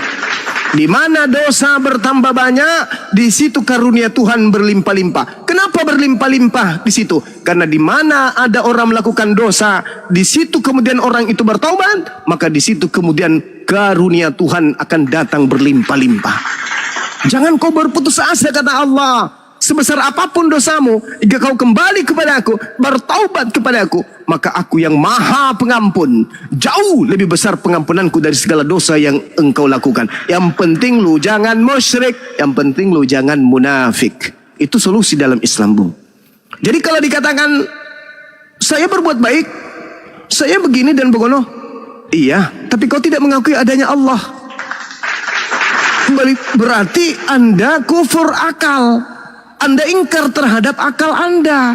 Kalau Anda berbuat baik, tetapi Anda tidak menyembah kepada pencipta Anda, berarti Anda ingkar kepada akal. Bagaimana mau masuk surga? Akal Anda ingkari, nikmat Tuhan Anda ingkari, sementara akal menghantarkan Anda untuk menempuh perjalanan menuju kepada Tuhan yang sesungguhnya. Juga jangan Anda kemudian menyembah jalan. Akulah jalan, akulah kebenaran. Tidak ada yang sampai kepada Tuhan tanpa melalui aku. Jalannya disembah. Salah. Berarti Anda tidak menggunakan akal. Kufur. Anda jatuh kepada kekufuran, kekafiran, syirik, musyrik. Nah, untuk itu saudara, saya tidak punya agama, tapi saya baik. Itu sama seperti apa? Ada orang pintar, ada orang cerdas. Pintar cerdas, mimpi dapat ijazah dari UI. Kira-kira dapat ijazah nggak? Dia pintar memang, kalah mahasiswa yang ada di UI. Tapi karena dia tidak mendaftar sebagai mahasiswa di UI, sepintar apapun dia, secerdas apapun dia tetap tidak dapat ijazah. Percuma dia baik. Percuma dia kemudian berbuat amal, membantu orang, tapi dia tidak masuk di dalam kelompok yang tunduk kepada pencipta, mengakui penciptanya, ya tuyul. Gak ada. Kalau dapat ijazah misalnya, tapi dia terdaftar jasa palsu, gak ada itu.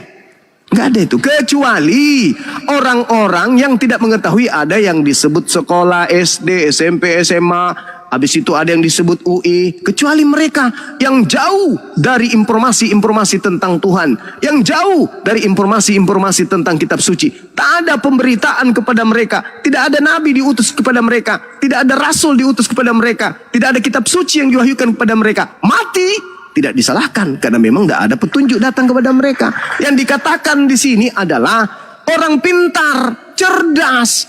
Tapi ketika diajak kepada kebenaran, oh agama saya paling benar karena begini, begono dosa saya sudah ditebus, nggak masuk akal agama lu, bla bla bla seterusnya. Ini adalah seibarat orang diajak untuk kemudian daftar di UI, tapi karena sombong, ngapain saya dapat ijazah? Saya kan pintar dan seterusnya. Giliran ada pengumuman yang lulus mendapatkan predikat orang cerdas adalah bla bla bla bla. Dia cari namanya. Loh, saya kan lebih pintar dari yang mana? Mana bisa nama kau muncul di situ kalau tidak terdaftar? Lalu bagaimana Bang Suma supaya saya bisa daftar? Sederhana. Apa itu? Kosongkan dirimu dari doktrin dan dogma. Gunakan akal sehatmu. Pelajari Bibelmu. Habis itu kalau kau sudah ketemu kebenaran tanpa doktrin dan dogma, asyhadu an la ilaha illallah wa asyhadu anna Muhammadar Rasulullah. Sebodoh apapun kamu di Universitas Islam, di UI tadi, sebodoh apapun Anda di situ, Anda sudah mendapat predikat mahasiswa, tetap aja mendapatkan sertifikat, tetap aja mendapatkan ijazah, minimal mendapatkan piagam pesantren kilat. Itu artinya apa? Itulah yang diterangkan oleh Al-Quranul Karim yang saya bacakan tadi. Dikatakan dalam Al-Quran, innallaha la yughfiru an yushraka bihi wa yaghfiru ma dun dzalika liman yasha wa may yusyrik billah faqad iftara itsman azima. Jadi kalau Anda tidak musyrik, tidak syirik, tidak menyembah kepada anak orang, lalu kemudian Anda mati mengakui pencipta langit dan bumi itu adalah satu-satunya hakikat yang tak terbilang, yang tak terbagi dan seterusnya, dia absolut tunggal, lalu beribadah menyembah kepadanya. Dalam prosesi penyembahan Anda lemah, Anda bermaksiat karena kelemahan, Anda tahan tapi tetap jatuh, Anda berusaha tapi tetap jatuh. Itulah orang yang kemudian ketika dia jatuh kembali kepada Rabbnya, menangis di hadapan Tuhannya. Itu lebih bagus daripada ustadz atau pendeta yang setiap hari melakukan kebenaran-kebenaran menurut versi agama masing-masing, tapi ketika gelap malam mereka melakukan kemaksiat. Lebih bagus kemudian mantan preman daripada mantan ustadz. Lebih bagus mantan preman daripada mantan orang yang beriman. Nah ini maksudnya apa? Hari ini engkau kafir, begitu kau mendapatkan kebenaran, masuk ke dalam Islam, maka seluruh dosa-dosamu yang dulu-dulu dihapuskan oleh Allah Subhanahu wa taala. Jadi di Islam seperti itu Bang kaidahnya. Ada orang baik, ada orang benar, membantu orang miskin, bla bla bla, tapi tidak mendaftar sebagai orang muslim yang berserah diri kepada pencipta langit dan bumi, sia-sia. Sia-sia. Itu kaidah, itu bukan dikarang. Seperti itu, Bung. Jadi kalau ingin mendapatkan sertifikat, mendapatkan ijazah, minimal piagam pesantren kilat, silakan daftar dulu. Asyhadu an la ilaha illallah. Kenapa bisa demikian? Apakah patokannya Islam? Enggak, patokannya Yesus. Di mana itu? Bagi orang Kristen, di mana patokan itu? Apa kata Yesus di dalam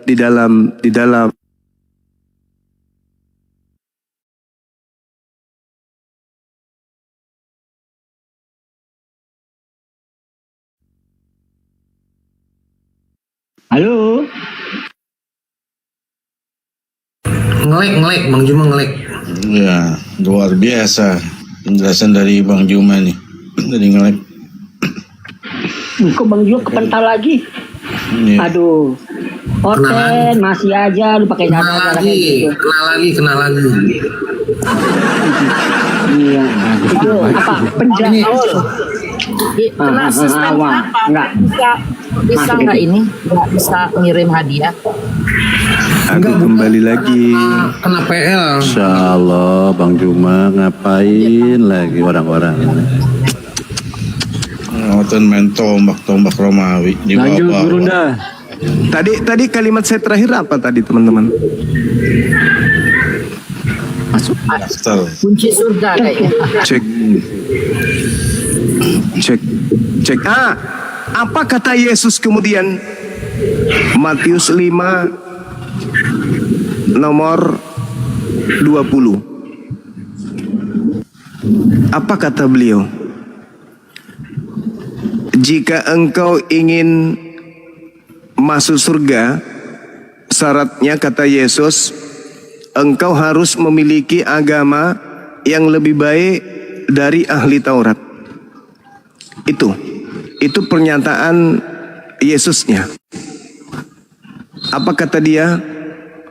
Aku Yesus berkata kepadamu, jikalau hidup keagamaanmu tidak lebih baik, tidak lebih benar daripada hidup keagamaan ahli-ahli Taurat dan orang-orang Farisi, sesungguhnya kamu tidak akan masuk ke dalam kerajaan surga. Jadi kalau dikatakan oleh Paulus, jadilah teladanku, harus lebih dari teladan Paulus. Karena Paulus orang Farisi. Yesus mengatakan, jika hidup keagamaanmu tidak lebih baik dari Paulus, sesungguhnya kamu tidak akan masuk ke dalam kerajaan surga. Nah sekarang Kristen itu agama atau bukan? Bukan katanya. Berarti syarat pertama aja nggak lolos. Yesus mengatakan syarat pertama harus punya agama. Syarat kedua, agama itu harus lebih baik dari orang Farisi dan ahli Taurat. Kristen bisa nggak masuk sebagai kandidat? Nggak bisa, karena Kristen bukan agama. Sementara syarat masuk surga harus punya agama. Kata siapa ya? Kata Yesus, Matius 5 nomor 20. Islam agama nggak? Agama. Dinul Islam. Ad-din. Islam itu agama. Nah, apakah tatanan ibadah, konsep bertuhan lebih benar, lebih baik daripada ahli Taurat? Jelas. Berarti dua syarat untuk masuk surga menurut Yesus terpenuhi oleh Islam. Kristen sebagai agama saja tidak. Apakah Kristen itu agama? Bukan dong. Kenapa muncul narasi itu? Karena Yesus tidak pernah membuat agama Kristen. Ya, Kristen itu bukan agama loh bang. Kenapa bisa? Ya karena Kristen itu kan artinya pengikut Kristus. Itu bukan agama. Kamu mengatakan itu bukan agama karena memang Yesus itu tidak mengenal Kristus, tidak mengenal Kristen. Tapi sayang, kata Yesus, untuk masuk surga harus punya agama. Dan agamanya harus lebih benar dari ahli Taurat. Nah, kamu mengatakan Kristen bukan agama, bagaimana mau masuk surga? Syarat masuk surga harus agama dulu, dan agamanya harus lebih baik dari ahli Taurat, gitu. Sekira begitu, sahabat-sahabat sekalian. Di sini sudah menghampiri waktu zuhur, waktu dan tempat disilahkan. Ntar dulu Bang Juma di situ dulu ya kan. Buat saudara-saudara kita Kristen Oten sedunia nih ya. Tadi Bang Juma membawa narasi ya, lugas, jelas, tuntas. Tapi tadi dia mengatakan finari jahanam. Nah, kalau Yesus itu benar Tuhan dan Tuhan Bapa yang ada di surga itu beneran itu ada sebenarnya di kitab. Pernah nggak ya Yesus mengatakan iblis dan setan kembalinya ke neraka seperti tadi perkataan Bang Juma. Finari jahanam. Ya. Karena apa? Ya apa, iblislah bapakmu dan iblislah pembunuh sejak semula. Akhirnya harusnya tuh iblis ini masuk ke neraka. Tapi Yesus pernah bilang nggak kalau iblis akan dimasukkan ke neraka? Itu aja sih. Oke, kalau keliru mohon dikoreksi Bang Juma. Mohon maaf. Iblis itu neraka. Iblis itu si jahat. Si jahat itu tempatnya di neraka. Orang-orang jahat itu diusir oleh Yesus. Enyahlah daripadaku. Aku tidak mengenal kalian. Kalian adalah pembuat kejahatan. Jahat. Iblis. Ya, yang namanya jahat, si jahat itu neraka tempatnya. Jadi orang-orang yang disebut jahat Yesus itu tanda-tandanya memanggil Yesus Tuhan, bernubuat pakai nama Yesus, mengusir setan pakai nama Yesus, bermujizat pakai nama Yesus. Itu adalah pelaku kejahatan. Pelaku kejahatan ini iblis. Diusir nggak? Diusir kemana?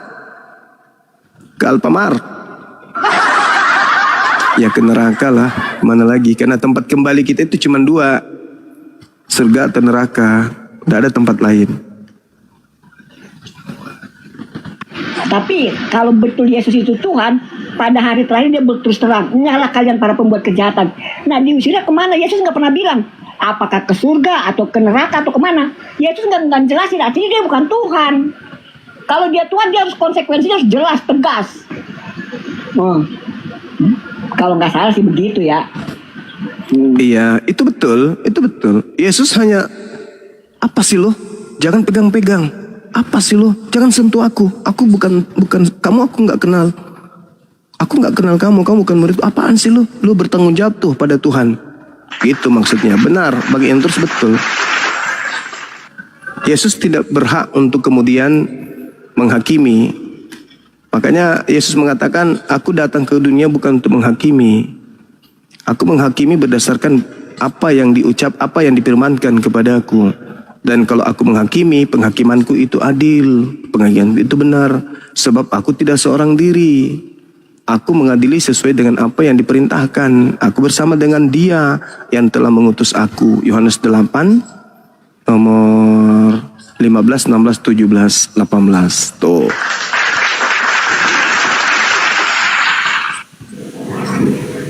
Begitu saudara. Silakan dilanjut, saya di sini mau azan sambil saya monitor. Saya tetap monitor teman-teman, silakan. Ya, terima kasih Bang Juma. Siap. Salam kenal ya Bang ya. Iya, Bang Menteri, Bang Faul juga. Silakan. Ya, silakan Bang Tri, mungkin Bang Baha. Bang Penginjil juga salam kenal Bang. Iya, Gurunda. Siap. Bang Suma aja Bang. Kalau Kristen wajib panggil saya Gurunda. Kalau sama Muslim abang aja. Iya, kita adalah satu tubuh. Masya Allah, itu kan lebih enak. Ayo, Masya Allah. Aduh, rindu Ya, dengan Bang, kepada monitor, Insya Bang. Allah. Lanjut. Silakan.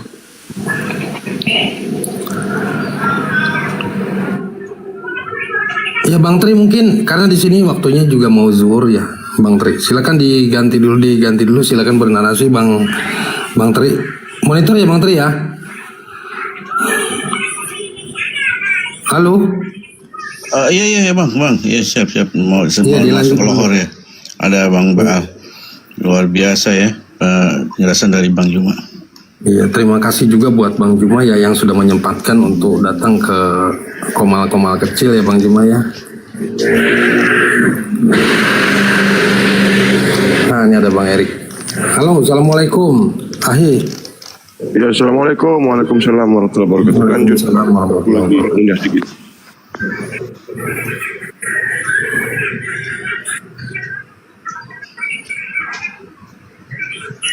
Tapi dari tadi Oten masuk ke sini nggak ada yang bawa Yohanes 1:1 loh. Nggak afdol itu. Ya, ayolah naiklah, bawa Yohanes 1:1 dulu lah. Udah hilang Bang, udah ada hilang. mulanya. Nggak dipakai lagi. Nggak dipakai lagi tuh Bang. Nggak dipakai ya? Iya. Aku izin ya 5 menit dulu Bang Paul ya. Mau kemana? Melaksanakan kewajiban kita Bang, udah zuhur nih. Oh iya, aku juga tadinya Mas, mau aku ke juga. gereja. Gitu, Bang. Bentar ya. Iya Bang Erik, gantian dong Bang Erik. Aku mau ini loh, mau zuhur dulu. Bang Erik. 5 menit.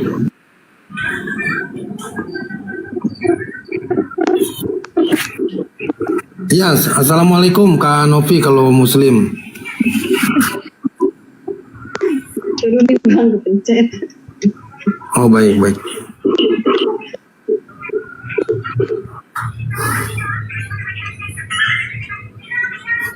Enggak, moderator juga ada padahal ini loh. Moderatornya ada ini di bawah ini. Cuman moderatornya kayaknya tidur ini. Moderatornya pada tidur.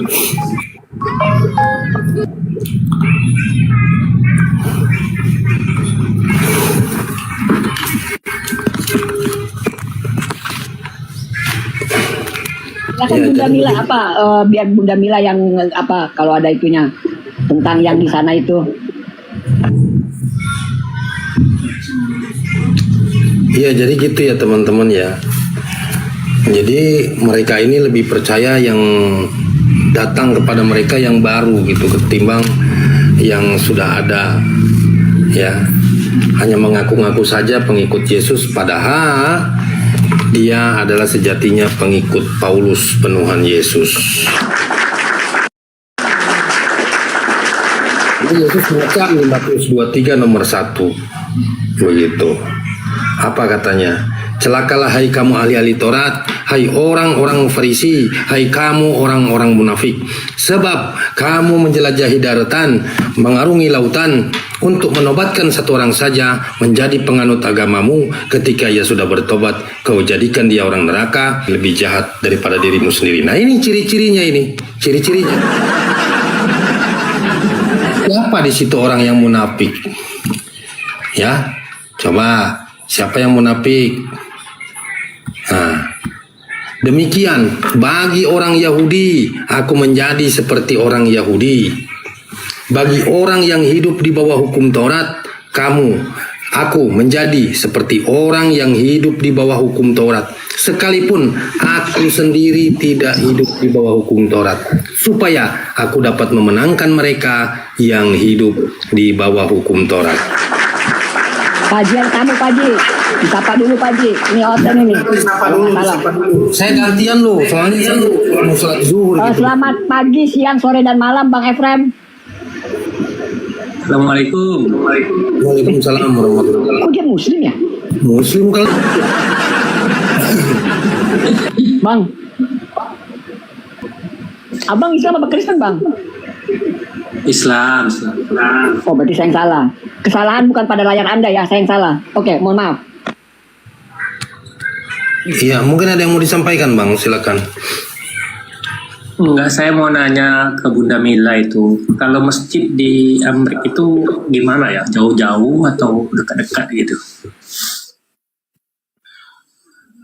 Iya, silakan Bunda Mila, mungkin bisa ditanggapi Bunda Mila. Bunda Mila monitor. Assalamualaikum.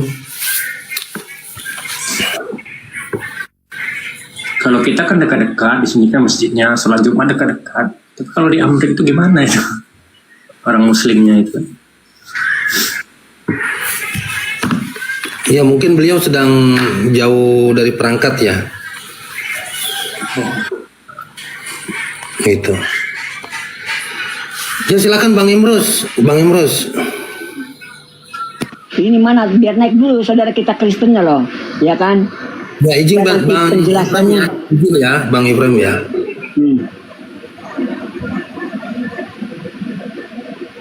Bukan biar nah, apa? Silakan buat teman-teman Kristen ya yang mau diskusi naik aja.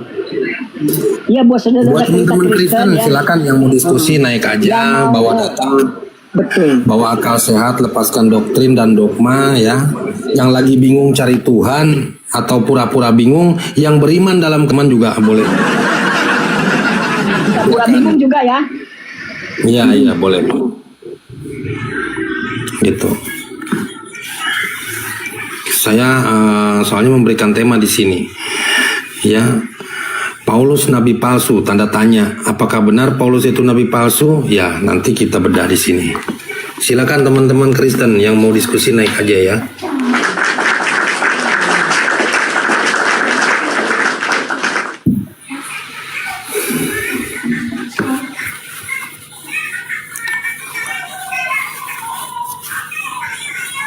Ya, buat teman-teman di bawah jangan lupa di tap